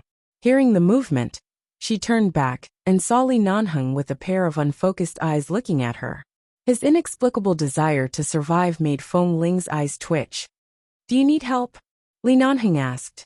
Feng Ling glanced at him. What can you help with? Under normal circumstances, Li Nanheng's heart was absolutely strong. Even when he was mocked by Feng Ling, he did not feel like he had been shot. Perhaps it was because he felt that he would not be able to survive in Israel, that he avoided people. Otherwise, with his strong heart, as long as he did not face death, even if Feng Ling was angry at him, because he could not see, he would not be hurt. The man revealed half of his head in front of the kitchen door and said thoughtfully, standing by the side to command you? My knife is a chicken wing. Do I need you to command me? Feng Ling continued to lower her head to fiddle with the chicken that had almost been cleaned. It's not like we're in the base. Why do I need you to tell me how to use the gun? Li Nanheng stood in front of the door and smiled. Feng Ling lowered her head to deal with it for a while, and suddenly turned back to see that Li Nanheng had not left. There was no gauze around his eyes. Even if he couldn't see, it was really. Can you go back to the sofa and sit down? I'll apply medicine to your eyes later. Don't stand here. What? If you stand here, I can't cut down. Li Nanheng raised his eyebrows as if he understood. He nodded, turned around, and walked forward, touching the air. After cleaning up the mess in the kitchen, Feng Ling cleaned up her somewhat disheveled clothes and went to take a shower. After taking a shower, she went to bring the medicine that the doctor had instructed her to apply to his eyes every day. Feng Ling's movements were very gentle. Every time she applied the medicine for him, it was as though she was afraid of touching his eyes, but she had no choice but to touch them with her fingers. Li Nanheng closed his eyes and sat on the sofa. He said slowly, If my eyes can't recover for the rest of my life, you can't apply medicine for me like this for the rest of my life. Why not? Feng Ling's tone was calm. She was not affected by his words at all. She patiently played with the gauze in her hand. The doctor said that it's just because of the blood clot in your brain that oppresses your optic nerves, and some chemical smoke. It'll recover. You might be able to see suddenly, or you might not be able to see for 10 or 20 years. You just follow the doctor's instructions every day. You'll always remember me. From your tone, it seems that you really love me, a disabled person who can't see. You don't dislike me at all. The man smiled. Feng Ling helped him apply the gauze, and stepped back to check if it was neatly applied. She then stepped forward to adjust the gauze on his left eye. As she did so, she said, Of course not. You've seen me when I was in my teens, and when I was in my 20s. You've seen me when I was at my most beautiful, and will always remember me. And so, if you really can't see in the future, it's not bad. At least you won't be able to see my old appearance. Feng Ling moved her hand away from the gauze on his eye. She was satisfied that her ability to apply medicine and gauze on him was getting better and better. She was about to walk away when her wrist suddenly felt heavy. The man suddenly held her hand. I want to see it. He held her hand. His voice was calm, but there was a certain firmness in it. What did he want to see? To see her slowly grow old in the next few decades? This inexplicable and obscure agreement, that the two of them would slowly grow old together, made her heart beat faster.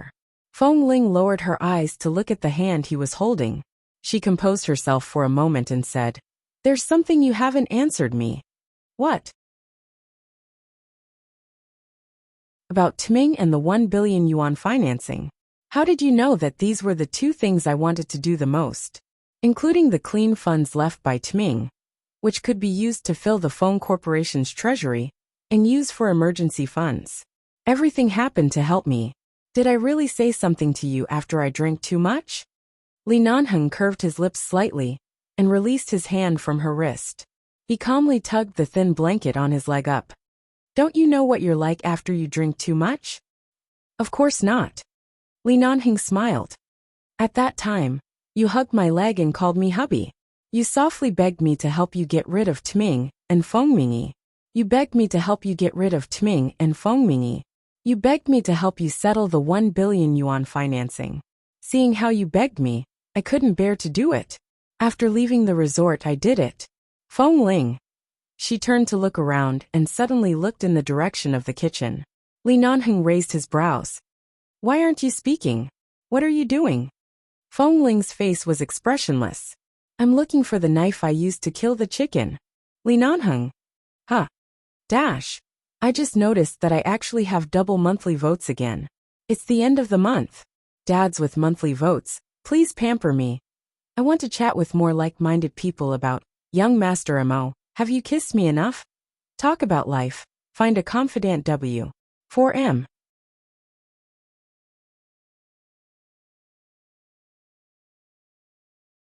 Chapter 1387. Los Angeles, the Li family. I didn't expect Feng Ling to take care of Nanheng by herself. She's taking good care of him. The third elder of the Li family received a report from the front line and sat leisurely in the back garden of the Li family, drinking tea and speaking. The fourth elder of the Li family, who was walking and feeding the birds in the back garden, glanced at him. "Where did you get the news?" "I bribed Xiao Su, who often follows Nanheng, and asked him to visit Nanheng and Feng Ling's place every few days to deliver things. Even if it arouses their suspicion, it won't be a big deal. At most, we'll just treat it as us being worried about them," the third elder of the Li family said. "I heard from Xiao Su that Nanheng has been recuperating at Feng Ling's place for half a month after he was discharged from the hospital. His complexion looks much better. And because Feng Ling is with him every moment of the day, the effect of his recovery should be better than anywhere else." The fourth elder of the Li family sneered. Back then, when Nanheng was young, he was so mischievous that it was common for him to jump into a well in his own back garden. Back then, we all thought that this brat would definitely be an unruly ruffian when he grew up. Who knew that after leaving him in the base for so many years, he would become an infatuated man in the blink of an eye? He only cares about his wife and doesn't care about anything else. He really takes after his grandfather's personality. At this moment, Nanheng's grandfather, the eldest of the Li family, Li Junyan, had just walked out with a walking stick. When he heard this, he glanced at them. "What do you mean takes after me? Nanheng's infatuation is too similar to when you were young. If his grandmother hadn't passed away early, you would still be doting on your wife like she's your ancestor." The third elderly smiled. Li Junyan's expression was cold, and he was too lazy to speak. At this moment, the second elder of the Li family interrupted with a smile. "In the past few decades, our big brother has only been deeply in love with Nanheng's grandmother. He really can't be bothered to look at other women. Even his strange preference for men is very similar to us brothers. Nanheng's grandmother must have accumulated several generations of virtue for our big brother to be so loyal." The fourth elder smiled. "That's right. In Big Brother's eyes, there is only one woman in this world, and that is Nanheng's grandmother. The other women are all pink holes, and they are all crying. None of them can enter his eyes." Li Junyan, third elderly, raised his eyebrows and said, "That's why I say that although Nanheng is a rascal, he still carries on the good tradition of our old Li family in his bones. Once he has set his mind on one woman, the other women are all fleeting. Just this one is enough to make him hover between life and death. I just don't know when he can marry her." "I think it's going to be difficult. Second brother suddenly sneered and shook his head. The three elders turned to look at Li Tianlan in unison. What's so difficult about it? Second elderly raised his half-white eyebrows. He's so badly injured. Right now, he's so weak that he can't even defeat a little girl like Feng Ling. I wonder if he still has the ability to carry on the family line. The old men fell silent at the same time. No way. I don't think so. That our grandson knows what he's doing. When the explosion happened, he would definitely have blocked it, right? It's hard to say, hard to say. What if there really is a problem? The boss of the Li family, Li Zhenyan, suddenly coughed coldly and cleared his throat. The other three quickly shut their mouths. Li Zhenyan said with a cold expression, "From tomorrow onwards, ask that Xiao Su to send them more tonics every day. Make up for whatever they lack.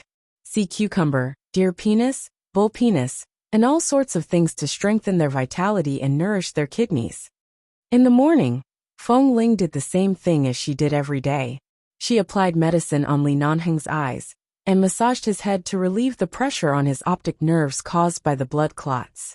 When the doorbell rang, she didn't need to guess to know that it was Xiao Su, who would come over to deliver things every 2 days. At first, she thought that Qin Shuk had contacted him, but after a few times, she guessed that the 4 elders of the Li family had asked Xiao Su to come over to visit. Feng Ling went to open the door. She thought that Xiao Su was bringing some food over, but this time, Xiao Su was carrying 2 boxes. "Hi, good morning." Xiao Su smiled when he saw Feng Ling open the door. Feng Ling's expression was expressionless. She glanced at him. "What did you send today?" Xiao Su didn't waste any time and raised the box. These. In the future, stew some for Boss Li every day. Put it in various soups and dishes, or boil it in clear water. It's fine. Feng Ling took the box and only saw the words "big supplement" written on it. She nodded. "All right, I understand. Then I won't disturb you anymore. I'll come back in 2 days. Remember to give it to boss." "Definitely." "Okay. As for you, if you want to eat it, you can eat it, but you'd better eat less." Seeing Feng Ling's confused expression, Xiao Su didn't say anything else. He chuckled and waved his hand before slipping away. Feng Ling watched Xiao Su's back in confusion as he walked to the elevator. She closed the door and walked in with the box in her hand. "What did you send this time?" Li Nanheng was no longer surprised by this. He sat on the sofa as usual, closing his eyes and waiting for Feng Ling to massage him. Feng Ling didn't speak. She took the 2 boxes to the coffee table in front of the sofa and placed them on the coffee table. "These are 2 tonic gift boxes." "Gift box?" Li Nanheng was amused. "The elders are all elders. Why did they send me gift boxes?" As she spoke, Feng Ling had already opened the gift box and took out several exquisite boxes. "Sea cucumber?" Feng Ling said. Hearing this, Li Nanheng turned his face to her. "Pig kidney." Feng Ling continued to read. "Li Nanheng. Sheep kidney. Deer penis, venison, cattle penis, turtle meat, Li Nanheng." Feng Ling opened the 2 boxes and looked at them with a puzzled expression. "What are these things for? Are they for nourishing blood? The chicken, duck, and goose that were sent over a few days ago, as well as all kinds of medicinal soup? What are these? I've never seen them before. How do they boil them in water?" Li Nanheng touched his forehead speechlessly. Did the elders of the Li family think that he was injured? Did they give him so many things to strengthen his vitality and nourish his kidneys, because they were afraid that he would be impotent? Seeing that Li Nanheng didn't speak, Feng Ling looked up at him again. "Do you know how to cook these?" Li Nanheng didn't know whether to laugh or cry. He raised his hand in the air. "Put it down. Put it down. I don't need these things. W. 4M.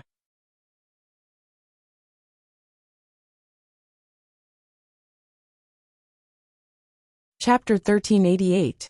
These are all tonics. They must be helpful to your body. Why don't you use them? Feng Ling felt strange. Li Nanheng put down his hand and raised his eyes. He couldn't see, but he could still accurately look at Feng Ling's face. "Are you sure you want me to eat them? The Li family must have asked Xiao Su to send them. Good things must be eaten." Feng Ling put the things back into the box and answered. Li Nanheng sighed with a smile. "All right, Then be mentally prepared. Prepare for what? Li Nanheng couldn't hold back his laughter. He leaned back on the sofa. Put them away first. I have a headache. Help me massage them again. Only then did Feng Ling shift her attention away from the 2 gift boxes. After putting the things back into the box, she returned to the sofa, raised her hand, and continued to massage his head. Does it still hurt? Li Nanheng didn't answer, but the corners of his mouth curved slightly, as if something funny had just happened. Feng Ling looked down at him and didn't ask more. After massaging him for a while, she applied medicine to his eyes. When she was applying the medicine, she saw that there was a faint smile on his lips. She was very puzzled. Li Nanheng, are you in a good mood today? I've always been in a good mood. Why? Feng Ling put away the gift box. Anyway, these could be stored temporarily. It was much easier to store than the chickens, ducks, and geese that Xiao Su sent over every day. She was indeed not in a hurry. She counted the days. Half a month ago, you said you wanted to eat fish, but in the past half a month, Xiao Su sent over too many things to eat. I haven't had the chance to make fish for you. Do you want to eat it today? Yes. Then I'll drive to the supermarket to buy fish. Don't go anywhere by yourself at home. Or do you want to go back to the bedroom and lie down to rest? Do you think I'm a child? Are you so worried about me staying at home alone? I'm afraid that you'll hurt yourself when you walk back and forth. If I'm not at home, I won't be able to come back to help you in time. Li Nanheng sighed with a smile. I should be much better than when I first came back. It won't be a big deal even if I walk for half an hour. Shall I accompany you to the supermarket? Feng Ling glanced at him, and then at the furnishings in the room. Although there was nothing that could trip him, she had probably really taken care of this man for a long time. That feeling of worry had been lingering around her. She always felt that if she left, Li Nanheng would fall into the toilet when he went to the toilet. In the parking lot under the apartment building, Li Nanheng, who was personally helped by Feng Ling to change his clothes, stood by the car door and successfully sat in the back seat of the car. Why didn't you let me sit in the passenger seat? Li Nanheng asked. It's safer to sit in the back. Feng Ling closed the car door for him, walked to the front, and sat in the driver's seat. Sitting in the spacious car that should have belonged to him, Li Nanheng smiled. Isn't sitting here equivalent to treating you as a driver? It doesn't matter as long as it's safe. Feng Ling didn't explain much, and drove the car out of the parking lot. This was the first time Feng Ling took Li Nanheng out alone, after he was discharged from the hospital. A few days ago, she would at most help him walk on the balcony, sit, and bask in the sun, but this was the first time she went downstairs. Feng Ling's original intention was that Li Nanheng's body couldn't withstand any violent impact. Even if he could, she didn't dare to let him suffer anymore. Even though she was very confident in her driving skills, she was afraid that something would happen, so she didn't dare to take the risk of letting him sit in the passenger seat. Li Nanheng understood what she meant and didn't say much. However, he had to admit that although Feng Ling's personality was always straightforward, she had a lot of feminine side in her nature. She was very delicate, but she was not good at showing it, and this delicate side could only be understood in daily life and from knowing her too well. Especially the warmth hidden in her words, it was real. The supermarket was not too far from here. It was less than 10 minutes drive, and it was easy to find a parking space. When the car stopped, Li Nanheng fumbled around the car door, picked up the pair of sunglasses from the glove box, and put them on. The main thing was that there were 2 pieces of gauze on his eyes. It looked very ordinary at home, but if he walked out like this, others would really think that he had poked his eyes. If he wore sunglasses, at least passers-by wouldn't be able to see anything. At most, they would think that he was blind. Feng Ling helped him out of the car. It was almost noon, and the sun was just right. Li Nanheng couldn't see anything in the sunglasses, but he instinctively narrowed his eyes under the sun. Feng Ling noticed his subtle movements and couldn't help asking, "Can you see the light?" If there was no gauze on my eyes, I might be able to see it. Now that there is gauze, how can I see it? I just instinctively feel the sun. Li Nanheng chuckled softly. Feng Ling was speechless. She helped him to the escalator outside the supermarket. In the elevator, Li Nanheng put one hand in his trouser pocket, and the other hand was held by Feng Ling. It was as though the scene of him being held by Feng Ling the most in the past was perfect. Feng Ling supported him with one hand, and held the map of the supermarket's internal shopping area that she had picked up from the elevator with the other hand. She was looking for the place to sell fish. "What color am I wearing today?" Li Nanheng asked leisurely. Feng Ling helped him out of the elevator and into the supermarket's main entrance. As they walked, she answered, "Black sportswear. I bought it for you online 2 days ago. It's the first time you've worn it. It fits you well. What about you? What color are you wearing?" "Me." Feng Ling took the time to look down at her clothes. "White sportswear. It's similar to the one you're wearing. It's very loose and comfortable." Li Nanheng's lips curved up again. "Couple style?" Feng Ling was silent for a moment. "Sort of." "What do you mean, sort of?" "I bought it at the same time. It must have been bought in the same store. It's the same sportswear, and it's a black and white match. If it's not a couple's style, what is it?" "I couldn't tell. It turns out that you also know how to think when you're in love. I thought you didn't know anything. I just casually bought 2 clothes that are more comfortable to wear. I'm tired of wearing those formal suits in the past 2 years. Don't explain. I understand your feelings for me." Li Nanheng, who was wearing sunglasses, walked forward with a pleased expression. "Feng Ling, don't be shy. I accept it. Just wear it like this in the future." Feng Ling. She wanted to talk about young Master Mo. "Have you kissed me enough?" With more like-minded people. W. 4M.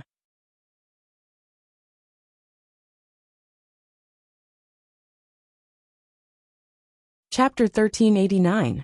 In the supermarket, Li Nanheng strode forward as though he could see the road.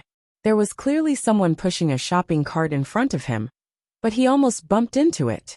Feng Ling, who was worried, followed behind. She tugged at his hand and helped him adjust his direction. She quickly pulled over a shopping cart and pushed it in front. Li Nanheng was unconvinced. He also reached out and placed his hand on the shopping cart. "I'll help you." Feng Ling chuckled in her heart. "You'd better follow behind obediently. Don't get lost or bump into anything. It's better not to help."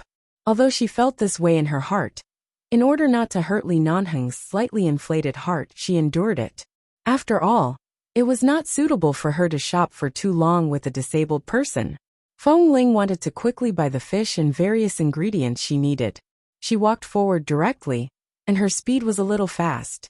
Li Nanheng's height and legs could keep up. Earlier, he had been sitting in a car and did not walk much. His stamina was still good. When they were about to reach the fresh food area, Li Nanheng said, "We're almost there." Knowing that his nose and ears were especially sensitive, Feng Ling did not answer. She pushed the cart over and brought Li Nanheng along. She chose 2 fish. She was tired of killing the chickens, ducks, and geese she had recently killed.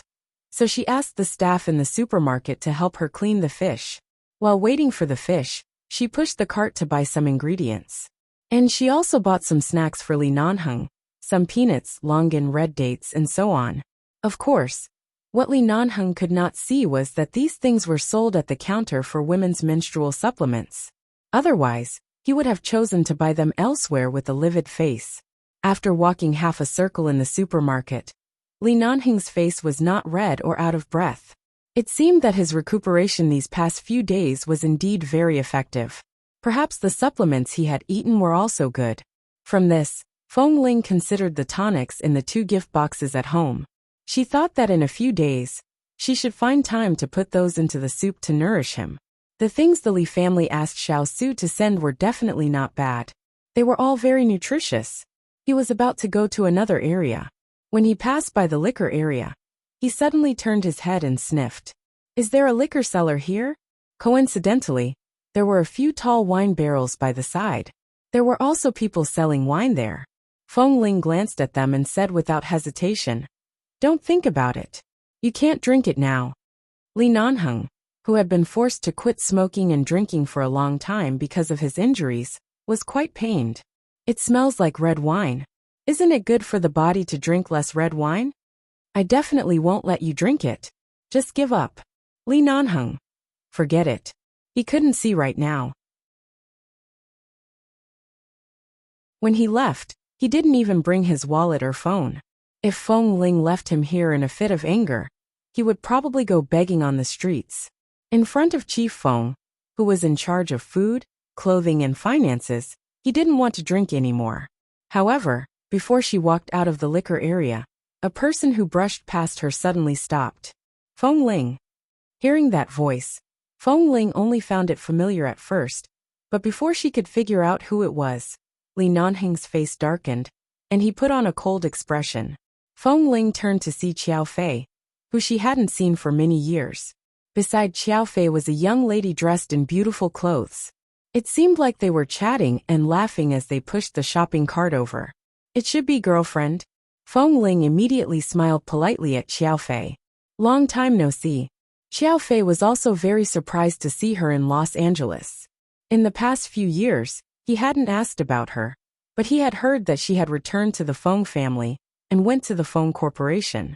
She no longer had anything to do with the base.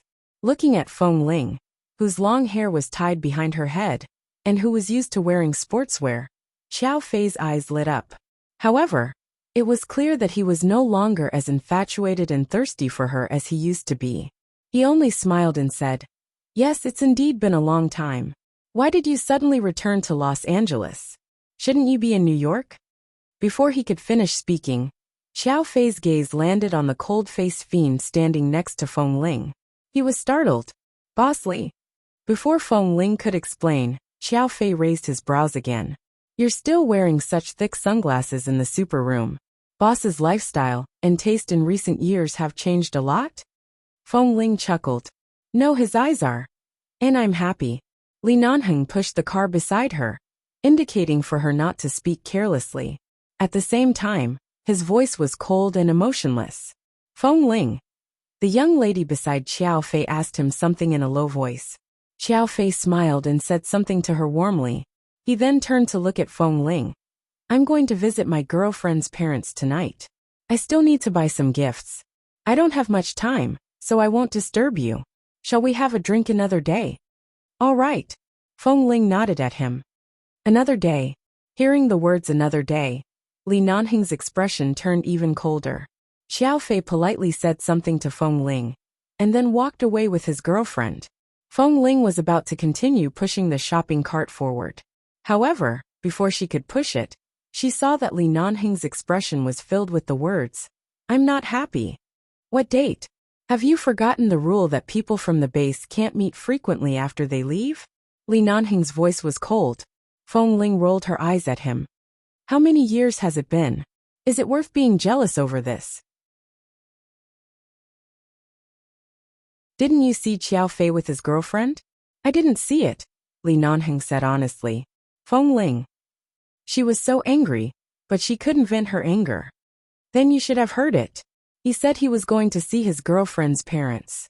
Just now, his girlfriend held his arm and walked with him. They were so affectionate. It's clear that he has already let go of me. Why are you still jealous? If he has let go of you, why are you still asking him out?" "I was just being polite." He asked the woman he once liked to drink with him in front of his girlfriend. "His purpose is not pure, and you still agreed?" Feng Ling clenched her fists and gritted her teeth to say, "Then according to what you said, after leaving the base, we can't meet frequently in private. What are the two of us now? Should I send you back to the Li family right now and never talk to you again?" Li Nanheng choked for a moment, and didn't speak until he felt that Feng Ling couldn't be bothered with him, and directly pushed the shopping cart forward. He quickly chased after her and grabbed her arm.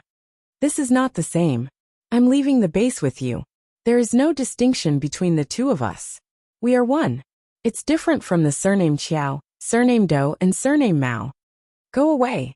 Feng Ling didn't want to pay attention to this 10,000-year-old vinegar jar. "I can't go away. I can't see. I'll fall. My internal injuries haven't healed yet." Li Nanheng held her hand and didn't let go. At the same time, he raised his hand to cover his chest. Feng Ling also held her chest, feeling that she was about to suffer internal injuries. Haha, on the last day of the month, there is a double monthly ticket activity. asking for monthly tickets. I want to chat with more like-minded people about young Master Mo. Have you kissed enough? Chat about life. And find a confidant W. 4M.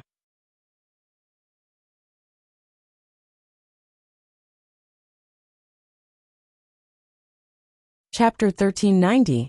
Fortunately, Xiao Fei really came with his girlfriend. The two of them had already gone to pay the bill lovingly. Otherwise, who knew how long Li Nanheng's face would be? Feng Ling ignored him, and Li Nanheng walked behind him. In any case, she couldn't really leave him here in his current state. Li Nanheng placed one hand on the shopping cart, and the other in his trouser pocket as he followed her. The fish was ready. Feng Ling went over to take it. When she turned back, she saw that Li Nanheng obediently placed his hand on the shopping cart, and did not take a step away. Her heart softened. Anyway, he couldn't see her, so she sighed helplessly and smiled. In the past, when Xiao Fei was at the base, he was jealous. Now he was also jealous. Did he really care about her to this extent? What was so good about her? Feng Ling gently placed the bag containing the fish into the shopping cart, and walked over to stand in front of Li Nanheng. However, she maintained a distance of about a meter between them, and just looked at him. The man was at least a head taller than her. She raised her face slightly, and looked at him without making a sound. When she walked over, there was no sound under her feet. There were people coming and going here, so he might not be able to hear anything. Li Nanheng stood there. As expected, after waiting for a while, he did not hear her return. His expression did not change. At first, he waited leisurely and relaxed. Gradually, he stood straighter and then looked in the direction of the seafood area for a while, as though he was not sure if she had gone to buy something else, or was delayed by something. However, he could not see, and he could not walk around. After all, he could not see. If he really walked away, no one could predict what would happen, especially if Feng Ling came back later and found that he had disappeared. She would definitely be angry. Li Nanheng stood there without moving. However, his left hand was casually placed on the armrest of the shopping cart, and the other hand was in his trouser pocket. At this moment, he raised his right hand and placed both hands on the shopping cart. With just a very slight movement, he changed from indifferent and leisurely to obediently holding the shopping cart and waiting for her to come back to find him.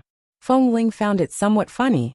She suddenly raised her hand to help him adjust his sunglasses, but the man habitually raised his hand and quickly held her wrist. She could not see his eyes, but she could instantly feel the coldness on his face. However, in the next moment, when he realized that the person in front of him was Feng Ling, the coldness on the man's face instantly disappeared. At the same time, he slowly moved his hand up and held her hand. "Why did you take so long to come back?" Feng Ling smiled, but her laughter did not come from her mouth. Instead, she spoke calmly as though nothing had happened.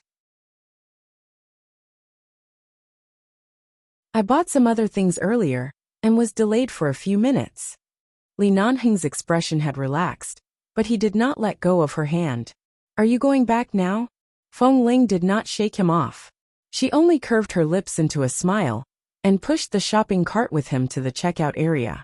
As they walked, she said, "Did you think someone wanted to touch you? You stood in front of me without moving." Suddenly, I felt someone's hand approaching. It was only 0.1 seconds. A normal person would be on guard, Li Nanheng said calmly. However, since he said this, it meant that he had already understood that she must have deliberately not made a sound in front of him. She said that she went to buy something else at the last minute, but it was just an excuse to fool him. He did not argue with her. There were too many people at the checkout counter. Feng Ling simply went to the self-service cash register with Li Nanheng to pay, and then left with the 2 shopping bags. After going downstairs, she placed the things she bought into the car. Feng Ling looked at the sky and narrowed her eyes at the direction of the sun. The weather was very good. "Do you want to go home directly, or find a place with good air to take a walk? I think you should be able to hold on today's physical strength." Feng Ling also evaluated him. Based on the strength, he suddenly held her wrist. It could be seen that although Li Nanheng's body needed to rest, and his physical strength was indeed much weaker than before, in an emergency, his strength would not be weak. "Up to you. Li Nanheng stood by the car and listened to the sound of her putting the things into the trunk.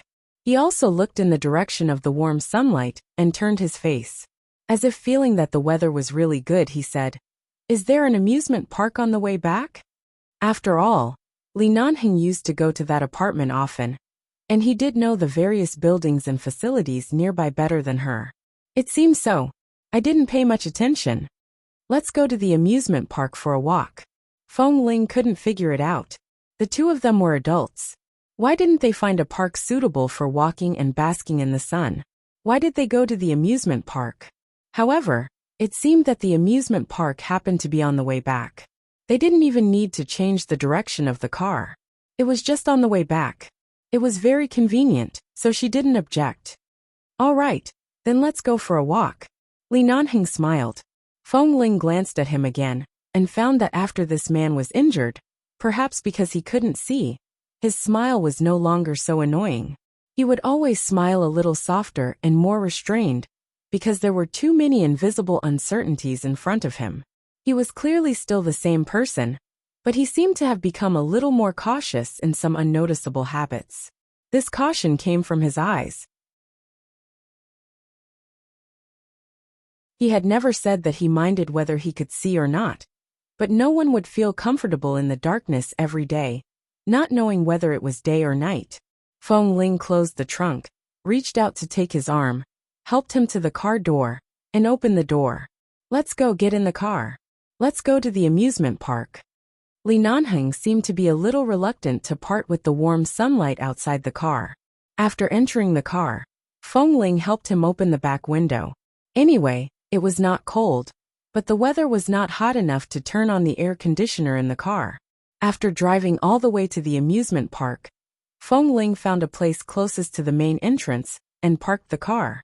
When she got out, she happened to see a passage extending from the outside to the inside of the amusement park. On both sides were all kinds of children's toys, food, and drinks. There were many children blowing bubbles around. You sent Momo to the Feng family? Li Nanheng heard the laughter of the children around him and asked softly as Feng Ling held his arm and walked. And I sent him to my grandparents' side. This way, they will have someone to accompany them. I can rest assured.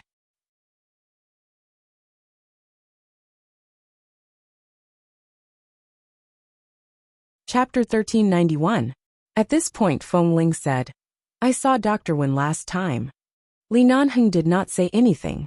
As he walked, he felt the warmth of the sun, as though waiting for her to continue.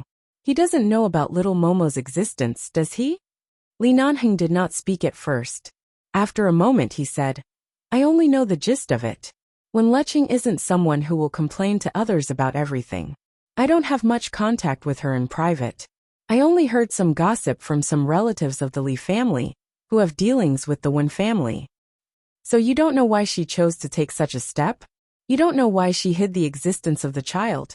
I only know that she hid it, but I really don't know the reason. She didn't tell anyone about her relationship with Wen Linhan. How could I know so much inside information? As Li Nanheng spoke, he emphasized, I don't even know what the woman I like thinks every day. How can I have the time to care about other women? Feng Ling was not angry. I don't know why you said you wanted to come to the amusement park. I didn't ask, did I? Because you like it. Feng Ling. She stopped in her tracks and turned to look at him in surprise. When did I say I liked this kind of place? Li Nanheng curved his lips meaningfully. At this moment, the children playing by the side were too noisy. He turned his head and whispered a few words in her ear. Feng Ling was stunned at first, then stunned, and then surprised. In the end, her eyes widened in disbelief. She had never been so idiotic. Li Nanheng only smiled. All right, I know there's still a little girl living in your heart, but you've locked her up. I can't see her now. Even if you're so happy that your nose is bubbling, I won't laugh at you. Feng Ling. She walked into the amusement park with Li Nanheng in disbelief. She looked at the many entertainment facilities. This amusement park was very big, and all the facilities were several times larger than those in Mr. Mike's resort. Furthermore, there were many people queuing up for every item. Feng Ling found it unbelievable. After drinking too much, she dragged Li Nanheng to the children's playground and forced him to play with her on the slide and seesaw? However, those were indeed purely children's projects. There were many exciting projects in this amusement park. She looked at the roller coaster and thought for a moment before turning to look at Li Nanheng. Roller coaster or merry-go-round? Li Nanheng asked her. Where do you want to sit? The merry-go-round. That's safer. Your body can't handle too much stimulation and turbulence, especially in your eyes. It's better for this kind of stable event. Before she could finish, the man grabbed her hand and pulled her in another direction. Roller coaster. Feng Ling. Then why did he ask her? She didn't know if Li Nanheng wanted to play, or if she wanted to play. But Feng Ling couldn't be bothered to argue with him. She only observed for a while and confirmed that although the roller coaster was fast, it started and stopped smoothly. When it was too fast in the middle, she could only feel the wind. There was no danger or impact on him. So she went to buy the tickets. When they sat on it, a staff member came over to buckle the safety handle for them. Feng Ling turned to look at Li Nanheng. When you can't see, your fear should increase by dozens of times. Hold it in and don't scream. Otherwise, I'm afraid I'll laugh at you for the rest of your life. Li Nanheng snorted. I didn't even feel anything when the helicopter dropped a rope ladder at a high altitude. It's just a roller coaster. Before he could finish speaking, it began. Feng Ling was expressionless and indifferent to this speed. Like him, she had received high-altitude rope ladder training and had undergone all kinds of high-altitude speeding training. Indeed, she did not feel anything. Her heartbeat did not change. After a few laps, the young men, women, and children who were screaming the entire time turned pale. Some were happy and excited, while others were frightened. Only Li Nanheng and Feng Ling, who were sitting in the front two seats, did not change their expressions. After the two of them untied the safety handle and went down, Li Nanheng looked regretful. It's not exciting enough. The staff member who was waiting to hear the praise instantly pulled a long face. Feng Ling was speechless and hurriedly pulled Li Nanheng, who couldn't see his face, away. That's why I said this kind of thing is boring. How could I possibly pull you to play on the slide? Li Nanheng, your ability to make up lies is so childish. What you said will definitely not happen. Feng Ling was very sure. Li Nanheng chuckled coldly and did not argue with her. He stopped and looked in another direction. What's going on over there? Why are there so many screams? An island ship. Oh, that's boring. Go home or? Is there any dessert shop or ice cream shop? Li Nanheng asked. Feng Ling was puzzled. What was wrong with this man today? She looked around. There's an ice cream shop, but there are a lot of people lining up. Do you want to eat? You want to eat. Feng Ling. Why is it me again? Li Nanheng was not sturdy. He moved his chin forward and gestured for her to help him buy ice cream. Feng Ling had no choice. Since the injured big boss had already made a request, she could only satisfy him. She could only pull him over and obediently line up at the back of the crowd. She did not jump in line with the children in front of her. After queuing for about 20 minutes, it was finally their turn. They bought a mango-flavored ice cream and a blueberry-flavored ice cream. Feng Ling had been fond of blueberry-flavored desserts for so many years, so she really ate this one. She ate as she walked. Seeing that Li Nanheng did not eat much, she chose an empty bench to sit down on. At this moment, Feng Ling felt that this scene was like a young couple in love. It was more like an old couple sitting here eating ice cream while watching the various children playing nearby. The sun was warm, the ice cream was sweet, and the people around her gave her enough security. It seemed that in her life since she was young, whether it was in the base or the Feng family, she had never felt this kind of peace and tranquility. Perhaps she had, but it was in the jungle that had been burned down a few years ago.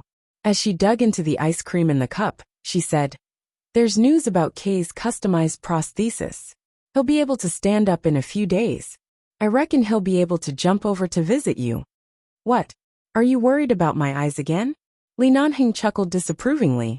Feng Ling glanced at him. I'm just thinking, when will the blood clot pressing on your optic nerve disappear? Li Nanheng raised his hand.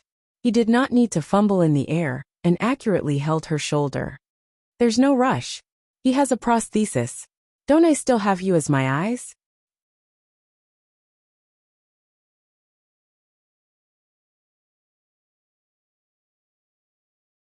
Chapter 1392. Before Feng Ling could speak, Li Nanheng slowly raised his hand from her shoulder and stroked her eyes. And these eyes are big and bright. They're much better than Kay's fake eyes made of equipment.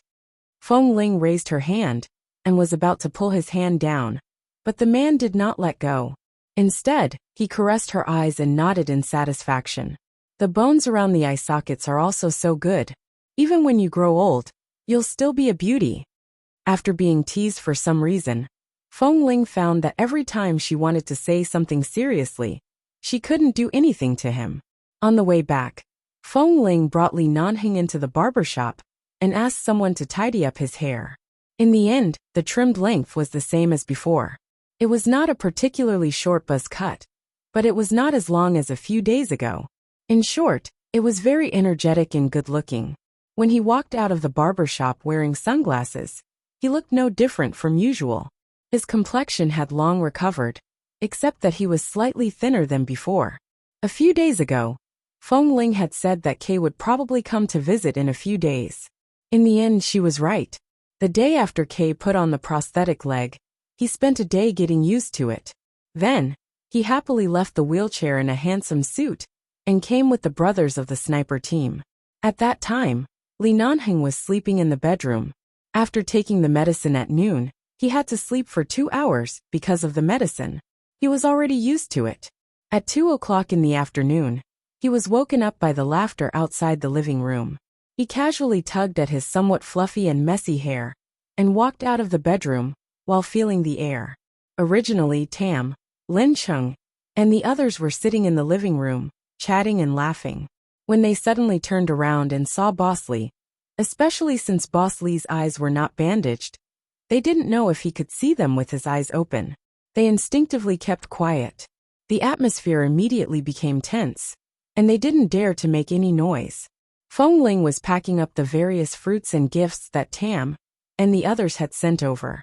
When she heard that the living room had suddenly become silent, she poked half her head out of the kitchen to take a look. She saw that the 4 of them had changed from angry lions to obedient puppies, because Boss Li had woken up.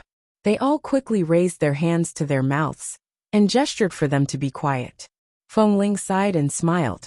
Although Li Nanheng had left the base in name, he was still the boss in the eyes of these brothers. They immediately became obedient when they saw him. "What are you all doing? Why are you shouting?" Li Nanheng walked out with an expression, as if he had just been woken up from his sleep. When Boss walked in the direction of the sofa, his steps were steady and straight. He didn't even need to raise his hand to feel around. It didn't seem like he couldn't see anything at all. Tam, Lin Cheng, Kay, and the others just sat there and watched in a daze. Could it be that Boss's eyes were beautiful? However, when Li Nanheng walked to the sofa, he found that Lin Cheng was sitting on the coffee table, and his leg was blocking his way. Li Nanheng kicked him. "Move your leg away." Lin Cheng hurriedly retracted his legs in fright. Then he saw Li Nanheng slowly sit down on the sofa. He didn't look at any of them. Instead, he casually touched the sofa and touched a light blue pillow that looked like a girl's heart. He then sat there, looking at Boss, who was no longer as thin as before, holding such a thing in his arms. The 4 of them exchanged glances. They were sure that Boss's eyes hadn't recovered yet. He probably didn't even know what this pillow looked like or what color it was. "Well, Boss, we brought Kay over to see you." Tam stood up from the sofa and patted Lei Peng and Lin Cheng, who were in the way. The 3 of them sat on the coffee table, leaving only Kay and Boss to sit on the sofa. Kay also remembered that Tam had given him a look, indicating for him to sit a little closer to the side and not touch Boss. After all, he was also an injured patient. Even if Boss wanted to find fault with someone, he definitely wouldn't do anything to him. Although that was what he said, sitting on the same sofa as Boss really made him feel more pressured. Especially since his life was saved by Boss. First, Boss saved his life, and then Feng Ling went to pick up their lives. "Boss, you and Feng Ling arranged for Kay's prosthetic leg, right? It's too realistic, okay? After putting it on, it doesn't look any different from before. and it's especially sturdy and flexible. Yesterday, he almost went to the training ground to wrestle with us, Lin Cheng said as he reached out and patted Kay's knee. Aya, F***ck be gentle. Kay hurriedly dodged his leg to the side in pain. Didn't you say it doesn't hurt? Lin Cheng was surprised. Nonsense, I definitely won't hurt if you patted my prosthetic leg. Just now, you directly patted the flesh of my knee. I'll use this strength to pat you a few times. Try to see if it hurts. Do you think I'm made of iron? Kay said as he moved his leg to a safe position. Noisy. Li Nanheng raised his hand and rubbed between his eyebrows. His indifferent words successfully silenced the 4 people in front of him and made them as quiet as chickens. Kay thought for a moment and moved closer to Li Nanheng. Boss, I've been lying in bed since we were injured in Israel. I haven't had the chance to formally thank you. After all, I can stand up now. I just wanted to come over and say hello to you. There's no need to say anything. Just be quiet and don't bother me. Tisk, boss, I mean, can't you see that I can stand up now? But boss, in order to save me, you really paid a big price. Even now your eyes haven't recovered. Boss, in the future my eyes will be your eyes.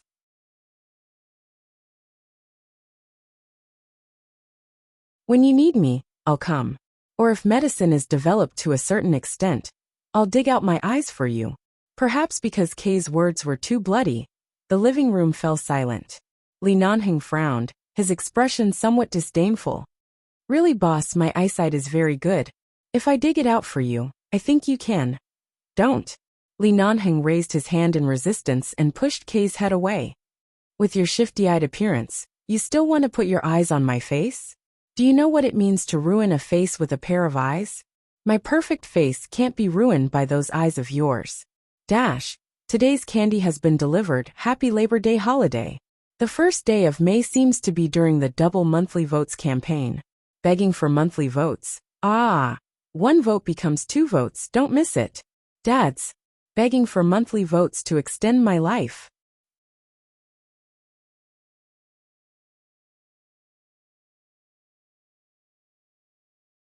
Chapter 1393. Oh my god, what's this? Feng Ling was used to cooking by herself every day in the past month, so she simply cooked a few more dishes. After bringing them to the table one by one, Lei Peng jumped up in surprise and dragged Tam and Lin Cheng over.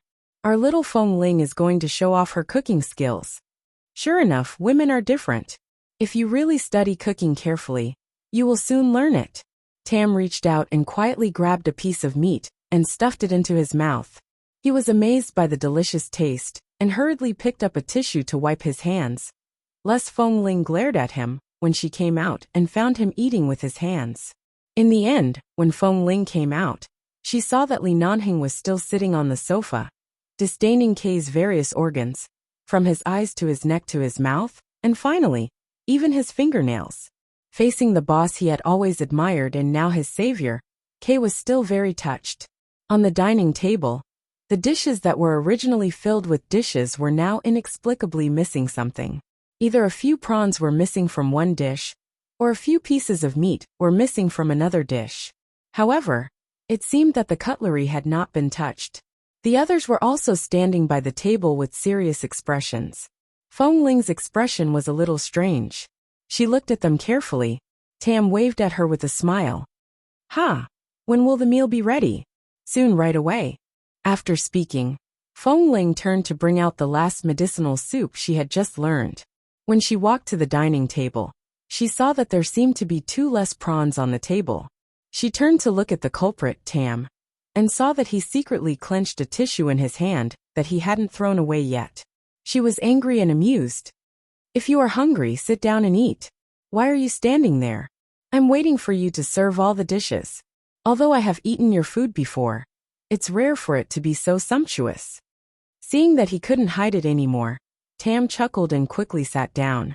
Lin Cheng and Lei Peng looked back at the direction of the sofa, and then gave Tam a look, indicating that boss hadn't come to sit down yet. Tam paused and turned his eyes. Kay, help boss come to eat. Hearing this, Kay hurriedly stood up and quickly helped Li Nanheng, who was still stuffed with a pillow in his arms. Li Nanheng raised his eyebrows. Your legs are really flexible. Hee hee. Kay smiled. Boss, let me help you over. In fact, Li Nanheng could get up and find the table by himself, but Kay's attitude was too enthusiastic. Li Nanheng didn't say anything more, and let Kay help him walk. Then these lackeys acted as though they had seen the emperor arrive. Some helped him up, some pulled the chair, and some prepared the tableware. Only when Li Nanheng sat down properly did they heave a sigh of relief. In this world, except for Li Nanheng, no one knew Feng Ling's cooking better than him. Smelling the fragrance of the various dishes on the table, Li Nanheng was not in a hurry to eat. Instead, he raised his eyebrows proudly, as if praising himself for his wife. How is it? It tastes good? Not bad, really not bad. It's simply delicious. Tam had already picked up the tableware and started to eat the various dishes on the table. With a shrimp in his mouth, he said, I remember that the food cooked by Feng Ling was edible before, but now it's really delicious. Kay also sat down. It seems that I have tasted Feng Ling's cooking more times than you. Tam immediately gave Kay a, do you want to die look? Kay paused and then turned to see Boss Li's unfocused eyes. He immediately paused and hurriedly said to save himself, in fact, I haven't tasted it many times. Among so many of us, only Boss has tasted it the most times. Ha ha ha. Li Nanheng coldly glanced at him, and Kay hurriedly lowered his head to pick up the tableware to eat. After taking a few bites, Lin Cheng said, in fact, Feng Ling used very little oil, salt and seasoning. This is all because Boss is not suitable for food with too much oil and salt, right? You can still make it so delicious in this case. It can be seen that Feng Ling really worked hard to satisfy Boss's desire for good food and nourish his body at the same time. I saw a few pieces of paper stuck on the range hood in the kitchen just now. I took a look at them. They seem to be recipes and seasoning methods. Yes, I also saw that the iPad is lit up. It seems to be a recipe. Feng Ling is so hardworking now. Boss, you will really be blessed in the future. Li Nanheng was very satisfied with being flattered. He sat at the dining table and picked up the tableware. In fact, his movements were very smooth. However, because he had gradually gotten used to life, no matter what he did, it seemed that his eyes would not affect him. Seeing that their boss was in such a good state, the four lackeys naturally did not dare to mention his eyes again. They said whatever they were happy about.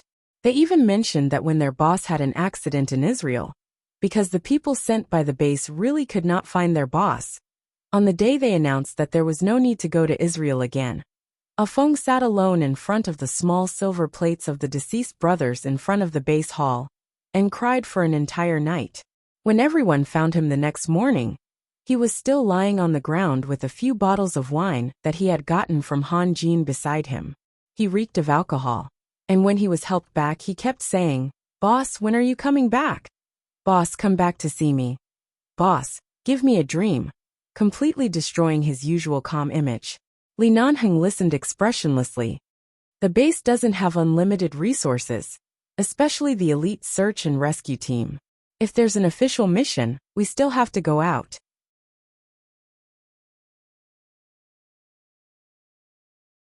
We can't keep mobilizing all the firepower in the base, just because Kay and I are dead or alive.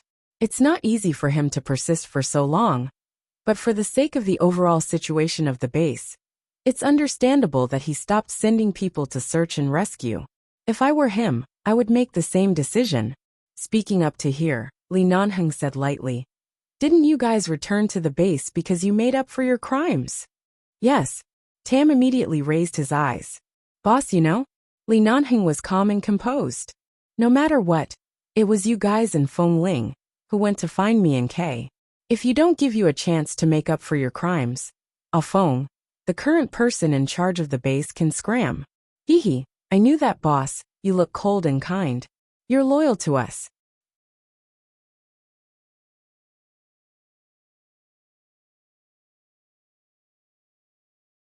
Chapter 1394. Lin Qing knocked on Tam's head and said softly, that's because we brought Feng Ling with us. Our boss's steel is all around Feng Ling. Why would he talk about brotherhood with you? Who the hell are you? Don't say that. Our boss treats us brothers quite well, Lei Peng quickly said. Li Nanheng picked up a glass of water on the table and took a sip. He said calmly, Lin Chung is right. The one you should thank is Feng Ling, the 4 lackeys. He just wanted to come over and flatter boss. How could he taste the taste of public display of affection? Did Boss Li's feelings for Feng Ling overflow?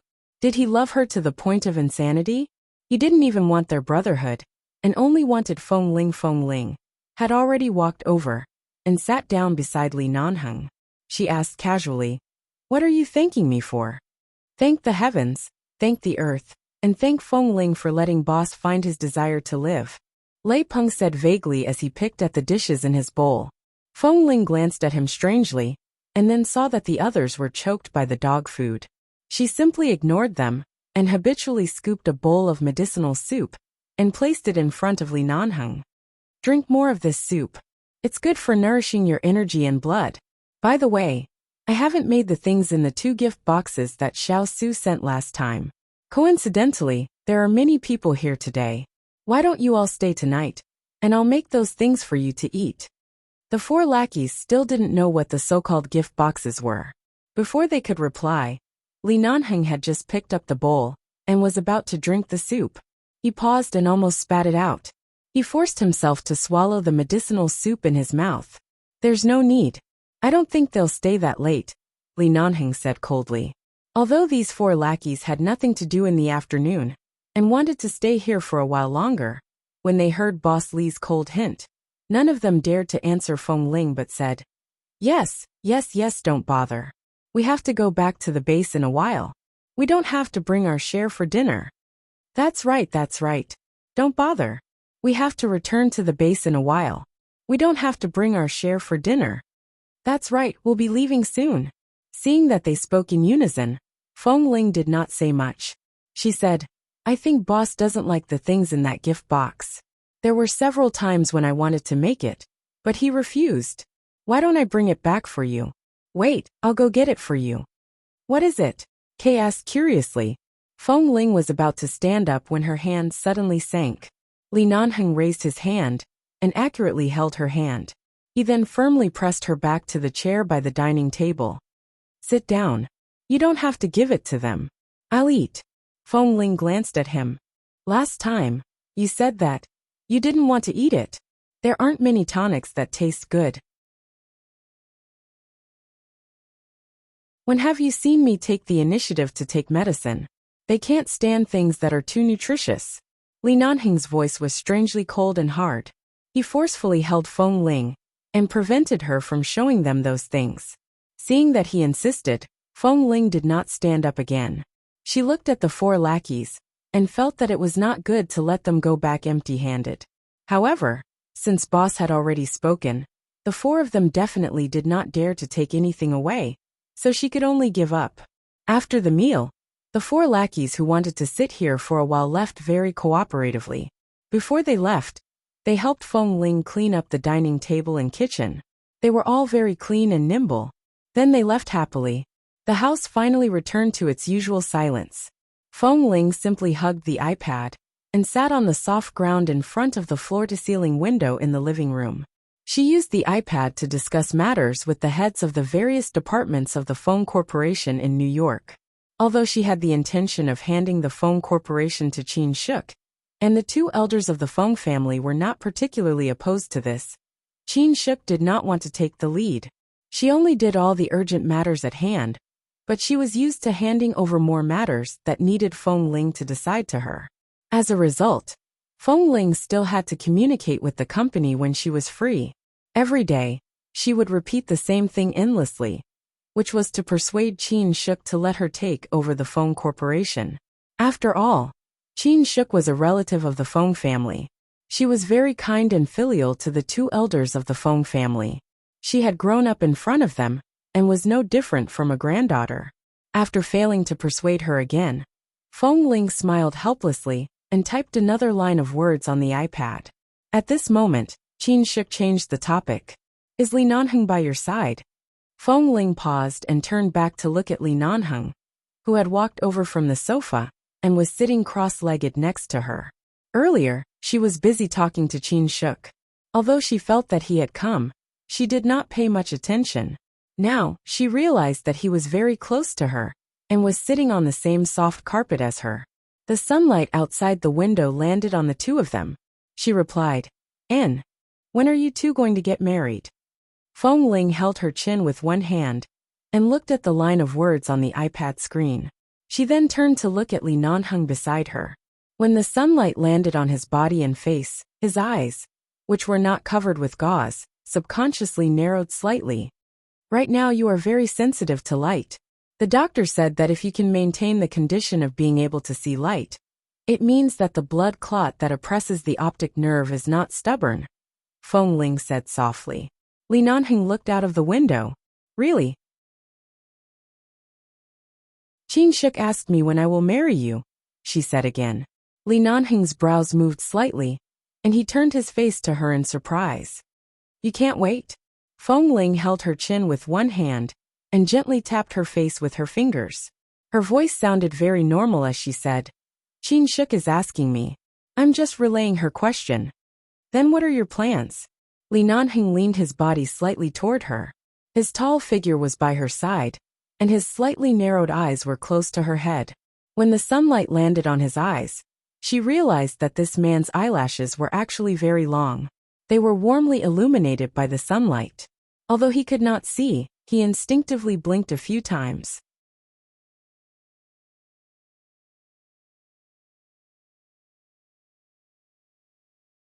Chapter 1395. What plans can I have? Feng Ling tilted her head and looked at him. "After all, I lost, so I can only listen to your arrangements." Hearing her say the word lost, Li Nanheng snorted. "Back then, your cenotaph directly entered the Li family's ancestral hall. Even if you haven't officially married me for so many years, you have long been recognized by our Li family's ancestors. If you want to marry, can't you marry at any time?" These words made it seem as though she was destined to be locked with Li Nanheng for the rest of her life. After nearly a month, the weather in Los Angeles had already entered the hot summer. Feng Ling finally convinced Qin Shuk. She could finally officially take a vacation and no longer have to care about the Feng Corporation's matters. Every day, she could cook for Li Nanheng in her apartment and the apartment that originally belonged to Li Nanheng, massage him, and water the flowers and weeds on the balcony. Every day, Feng Ling said that she wanted to cut her hair back to its previous length. Li Nanheng had no objections. He only said, "It's just that he can't see it now. When he occasionally touches her, he can immediately feel her hair. If it's short, he probably won't be able to touch it in the future." Because of his words, Feng Ling gave up on the plan to cut her hair short.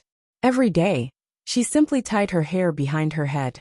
Occasionally, Feng Ling would drive Li Nanheng to the hospital for a checkup. The doctor said that he had recovered well in all aspects, and his physical strength had recovered well. It was much better than expected, but the blood clot in his brain had yet to absorb itself. It was still pressing on his optic nerves, causing his vision to not recover for the time being. But at least everything was developing in the right direction. Li Nanheng was a man. All day long, Feng Ling would coax him gently, and occasionally coldly order him to take medicine, eat and sleep. He would eat and sleep all day. When he was bored, he would take a walk downstairs in the nearby park. The Li family often sent him this kind of tonic. Although Li Nanheng asked those tonics to be placed in the cabinet, Li Nanheng had already gained a lot of weight in the short 2 months he was by Feng Ling's side. When he first returned from Israel, he had lost 15 pounds. In the 2 months after he was discharged, he had gained 7 to 8 pounds. "Did you say that you'll accompany me to take a shower after I gain 8 kilograms? Li Nanheng had just measured his weight and was about to take a shower when he suddenly stopped in front of the bathroom door and turned back to look at Feng Ling. Feng Ling was about to help him get a change of clothes when she heard his words. She paused and turned to see the man standing in front of the bathroom, as though waiting for her figure. She murmured, "Haven't I been helping you wash every day? Let's shower together." Li Nanheng raised his eyebrows. Feng Ling. For 2 whole months, she took care of Li Nanheng's daily life dutifully every day, but the most intimate moment every day was when she helped him take a bath before he went to bed. This man would take the opportunity to kiss her face from time to time, but he didn't do anything. After all, she had been taking care of his health and didn't want to arouse his fire. She just wanted him to recover quickly and didn't have any other evil thoughts. She didn't have any evil thoughts, but it didn't mean that this man didn't have any. Several times, when he was taking a shower, he deliberately got water on her and then wanted to pull her clothes. No matter what, he wanted to kiss her in the bathroom or do something with her. But in the end, she escaped. Later, she said that as long as he continued to take care of his body, he would say it again when he gained at least 8 pounds. At that time, she said that if he gained at least 8 pounds, he would say it again. It was just a talk. It wasn't like she really wanted to take off her clothes and shower naked with him in the bathroom. Even if they really bathed together, Feng Ling wouldn't mind. However, he couldn't see right now, and his body still had to rest. The doctor said that his cardiovascular and cerebrovascular aspects were still very weak. After all, he had suffered such a serious injury back then. Right now, he couldn't suffer too much emotional fluctuations and some physical impulses. Every time Feng Ling felt that he might faint in the bathroom for more than 20 minutes, she was always very careful. However, Li Nanhing's physical fitness was really good. It always exceeded her imagination. In the past 2 months after returning to recuperate, not to mention the fact that he had never fainted once, even if he accidentally fell because he couldn't see, he could immediately stand up and continue walking without a change in expression. He didn't complain at all. So for a person with a strong mental fortitude like him, how bad was his body in Israel for him to not acknowledge her? At that time, he might have felt that he would die at any moment. Feng Ling wanted to avoid the topic of bathing and only went to get a change of clothes for him. Hurry up and go take a shower. Don't talk so much nonsense. There are still a few bowls that haven't been washed. There's no need to use the dishwasher. I'll go wash them by hand. As she spoke, she entered her daily safe haven kitchen. The sound of the water in the kitchen was on.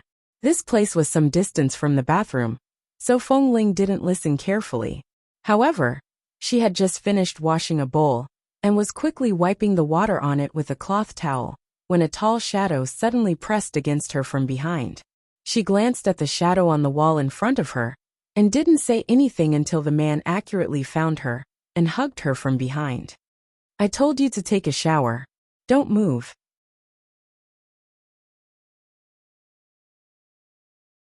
Don't break the bowl later. Can't I hug you?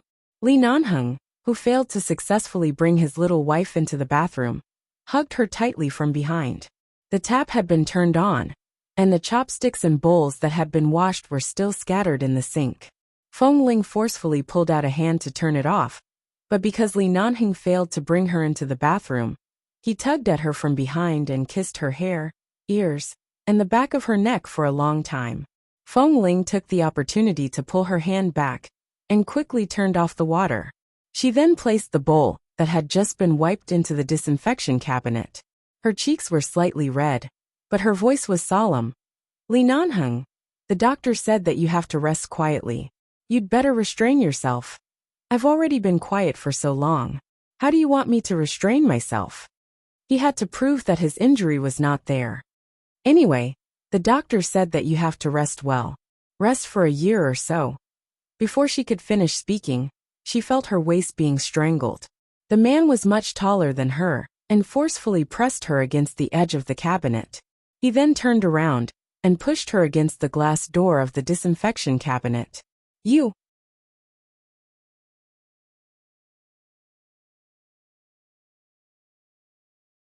Chapter 1396. Feng Ling hurriedly tried to push him away, but before she could do so, Li Nanheng pressed her against the door of the disinfection cabinet, harshly. The vertical disinfection cabinet, which was much taller than a person, immediately creaked. It was so clear that it could almost cover the sound of the TV in the living room. Feng Ling's ears were kissed by the man, and her face was burning red. She couldn't say a word as he pressed against her. She wanted to turn away, but he pressed her hand against the cabinet behind her. Boss. Feng Ling's voice, which had always been calm, suddenly changed at the end. She tried to break free, but he held her even more tightly. As she struggled, the stacked bowls in the cabinet fell with a crash, the sound crisp and deafening. Feng Ling took the opportunity to turn away in this narrow space, frowned and said unhappily, "Li Nanheng." She finally avoided his kiss, grabbed Li Nanheng's unruly hand, and before she could push him away, she was pressed against the glass door again. The man's breath was slightly heavy, and his lips were inseparable from hers. In the warm yellow light of the kitchen, it was as though the two of them had become one. "I say, you haven't recovered yet. Don't mess around." After a long while, Feng Ling finally found a chance to speak between his lips and teeth. There was even a hint of warning and annoyance in her voice, but this warning was completely meaningless to him now, and it couldn't hide her blushing cheeks. She resisted hoarsely and said, "Did you eat something wrong? Shouldn't I be asking you?" Li Nanheng's breath blew against her ear. "You're the one who cooked. Didn't you make everything I ate?" Feng Ling was silent for an instant. What did she do tonight? The light shone from behind Li Nanheng. His eyes were unfocused, but they were still in the direction of her face. He raised his hand, stroked her red and hot lips, and suddenly asked without rhyme or reason, "Did you secretly take out those 2 boxes of tonics?" Feng Ling froze again, and an indescribable feeling suddenly rose in her heart. Could it be that there was a problem with those supplements? "I saw that those things have been stored there for a long time. And I saw that your body is much better now, but you should still take some supplements. I don't know if you can adapt to the taste, so I stewed a small amount of venison into the ginseng soup. Didn't you ask me what kind of meat it was? It's venison, but I didn't put much." The two of them looked at each other for a moment. An inexplicable and subtle feeling that was even more ambiguous than kissing permeated the air. On the TV outside, a host was announcing something in fluent American English. All kinds of deliberate applause and laughter seemed particularly abrupt at this moment. "Fortunately, it's just venison."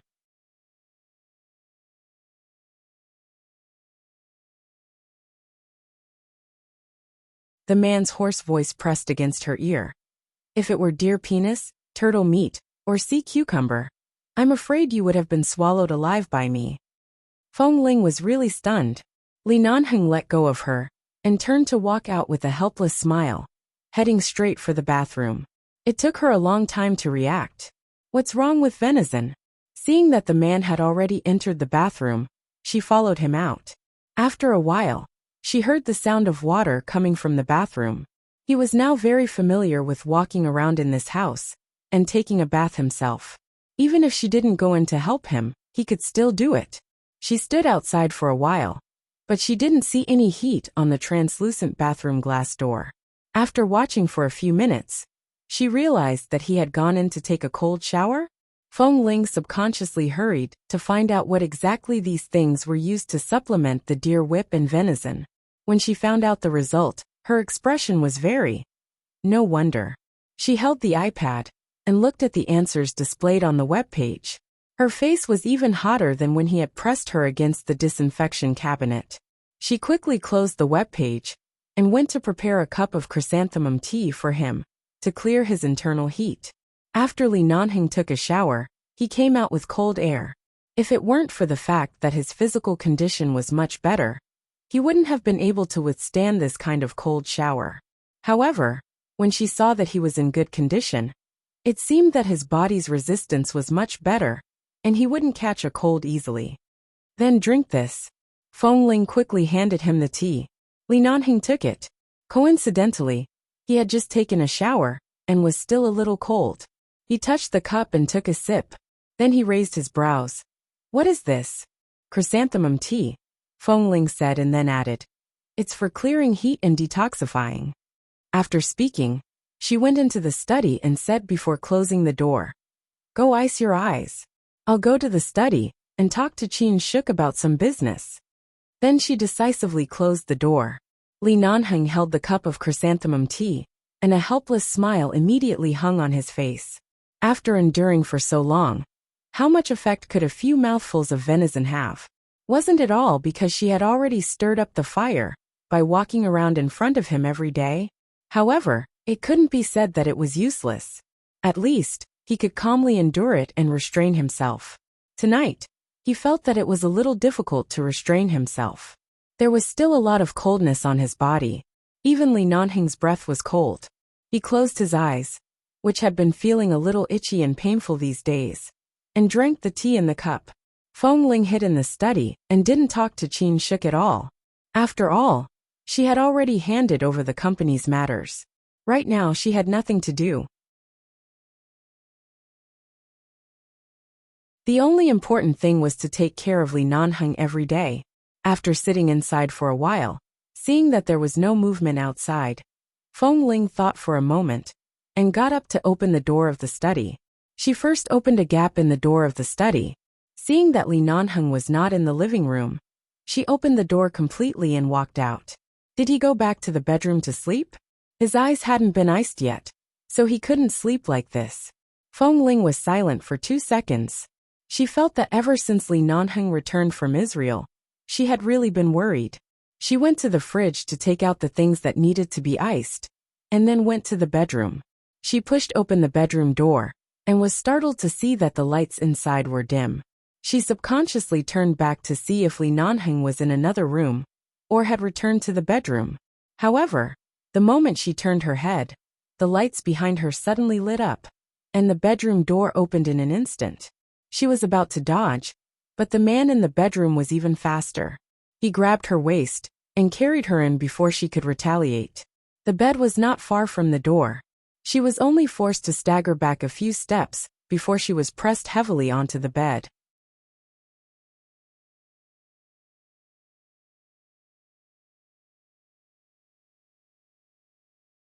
Chapter 1397. The moment Feng Ling was pressed onto the bed, she couldn't get angry. Not knowing whether to laugh or cry, she pushed his shoulder hard. It's useless to take a cold shower and drink tea to clear the fire.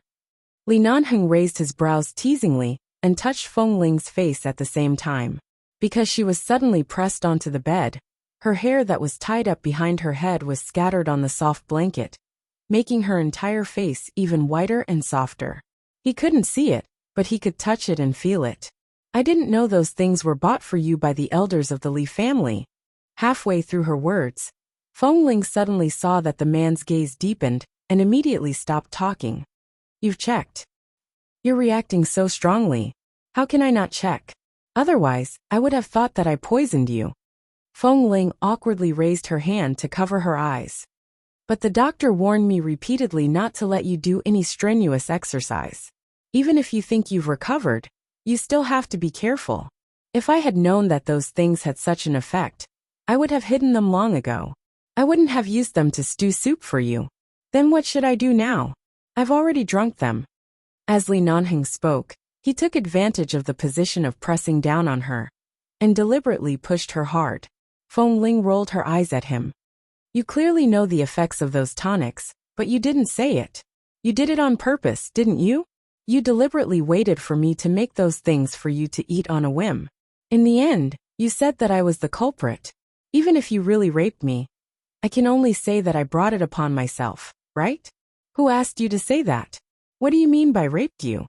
The smile on Li Nanheng's lips did not fade. He pecked her lips again and again.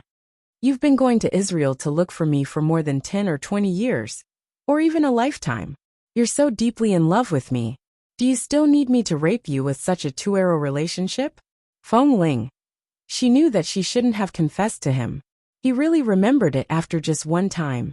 In the past, he had never received a positive response from her. She had only confessed once. She abruptly sat up. The man didn't press her down, but he still placed his leg on hers, preventing her from getting off the bed. All right, I won't mess with you anymore. Seeing that she was really about to leave, Li Nanheng quickly raised his hand and touched the air. Then he turned to touch her shoulder and pressed her back into his arms. I've been recuperating here for so long, but you haven't slept with me once. You just don't want to sleep on the same bed with me. I just want to sleep with you. You drank venison soup tonight, and you still want to sleep with me in your arms? If I agree, what's the difference between a sheep walking into a tiger's mouth? Feng Ling would not be easily fooled by him now. With that, she broke away from him and quickly got out of bed. I've put the ice compress for your eyes on the bed. You apply it yourself. I'm going to take a shower and go to bed. It's getting late. Hearing her footsteps leave the bedroom door, Li Nanhing's smile did not fade. He casually touched the bed, picked up the ice pack and medicine, and squeezed them in his hand. After about half an hour, Feng Ling took a shower and dried her hair. She habitually went to Li Nanhing's bedroom every day to see if he had fallen asleep peacefully. But today, she felt that there was no need to visit him. After such a long time, he should have fallen asleep by now. Furthermore, she had clearly rejected him earlier. He should know that she was very careful and didn't want to provoke him again. However, just as Feng Ling lay down to sleep, suddenly, her bedroom door opened. There was only a dim bedside lamp in the room. The man pushed the door open and groped his way over. But it was clear that he was not as familiar with the facilities in her room as the other bedroom. His feet stepped on the soft carpet, and he moved forward until his legs touched the end of the bed. Feng Ling's expression faltered. She was about to get up when the man touched the edge of the bed and leaned over. Smelling the fragrance of the shower gel on her body, he lifted the quilt and climbed into her bed. Feng Ling. Li Nanheng, stop messing around. I'm not messing around. The man did not waste any time and lay down. Seeing that he really just wanted to sleep on the same bed as her, and had no intention of messing around, Feng Ling tried her best to ignore her slightly red ears. She looked at him for a long while and finally had no choice but to let him lie down. Have you applied it to your eyes? She turned off the bedside lamp and asked. Yes. How do your eyes feel today? Do you feel any swelling pain? She asked again as she lay down. The man did not answer. Instead, he closed his eyes, and his breathing gradually became even. Just like that, he fell asleep? Feng Ling's night vision was not bad. She could see the man's silhouette in the dark. She saw that he had fallen asleep on her bed. Because of the medicine and the ice compress, he was used to falling asleep the moment he touched the bed. But this was also good, lest he torment her again. Feng Ling didn't even notice that the corners of her lips curved up. She lay quietly by his side. After a while, Li Nanheng's breathing was still even, but she gently turned over by his side, gently raised her hand, and placed it on the man's body. She pressed against him and hugged him, leaning her face on his shoulder, breathing in the fragrance of the shower gel and medicine on his body, before gradually falling asleep. Late at night, Li Nanheng woke up faintly. He turned over and felt the little woman beside him hugging him. He smiled in the darkness and raised his hand to pull her into his arms. The next morning. How do I look today? Do I look energetic? The second brother of the Li family sat in the car behind and yawned for the 20th time. He said weakly, "You're very energetic. You look more than 10 years younger. Your granddaughter-in-law definitely won't dislike you." Li Junyan lowered his head to check his suit. At the same time, he touched the exquisite golden sandalwood walking stick by his hand and said calmly, "After all, after so many years, this is the first time he has come to see his granddaughter-in-law. He has also taken care of Nanheng for so long. It's rare for him to visit, so he has to tidy himself up. Otherwise, the young people will dislike us old men." Second brother Li sneered. "It's already good enough that Feng Ling doesn't dislike you for chasing her out of the base back then. Do you still expect him to see the handsomeness from decades ago on your old face?" Li Junyan gave his second brother a cold glance. Back then, who knew that Nanheng would be so devoted to her? Let's forget about this matter. Don't mention it. Don't mention it. You're tuning in to the Li Mei's Wuxia Whispers YouTube channel. We're so grateful for your support, and don't forget to subscribe to join us on this incredible journey through captivating stories. Your generosity through donations truly makes a world of difference, as it's the primary source of revenue that allows me to expand and enhance this channel for you. Thank you from the bottom of my heart for being a part of this adventure.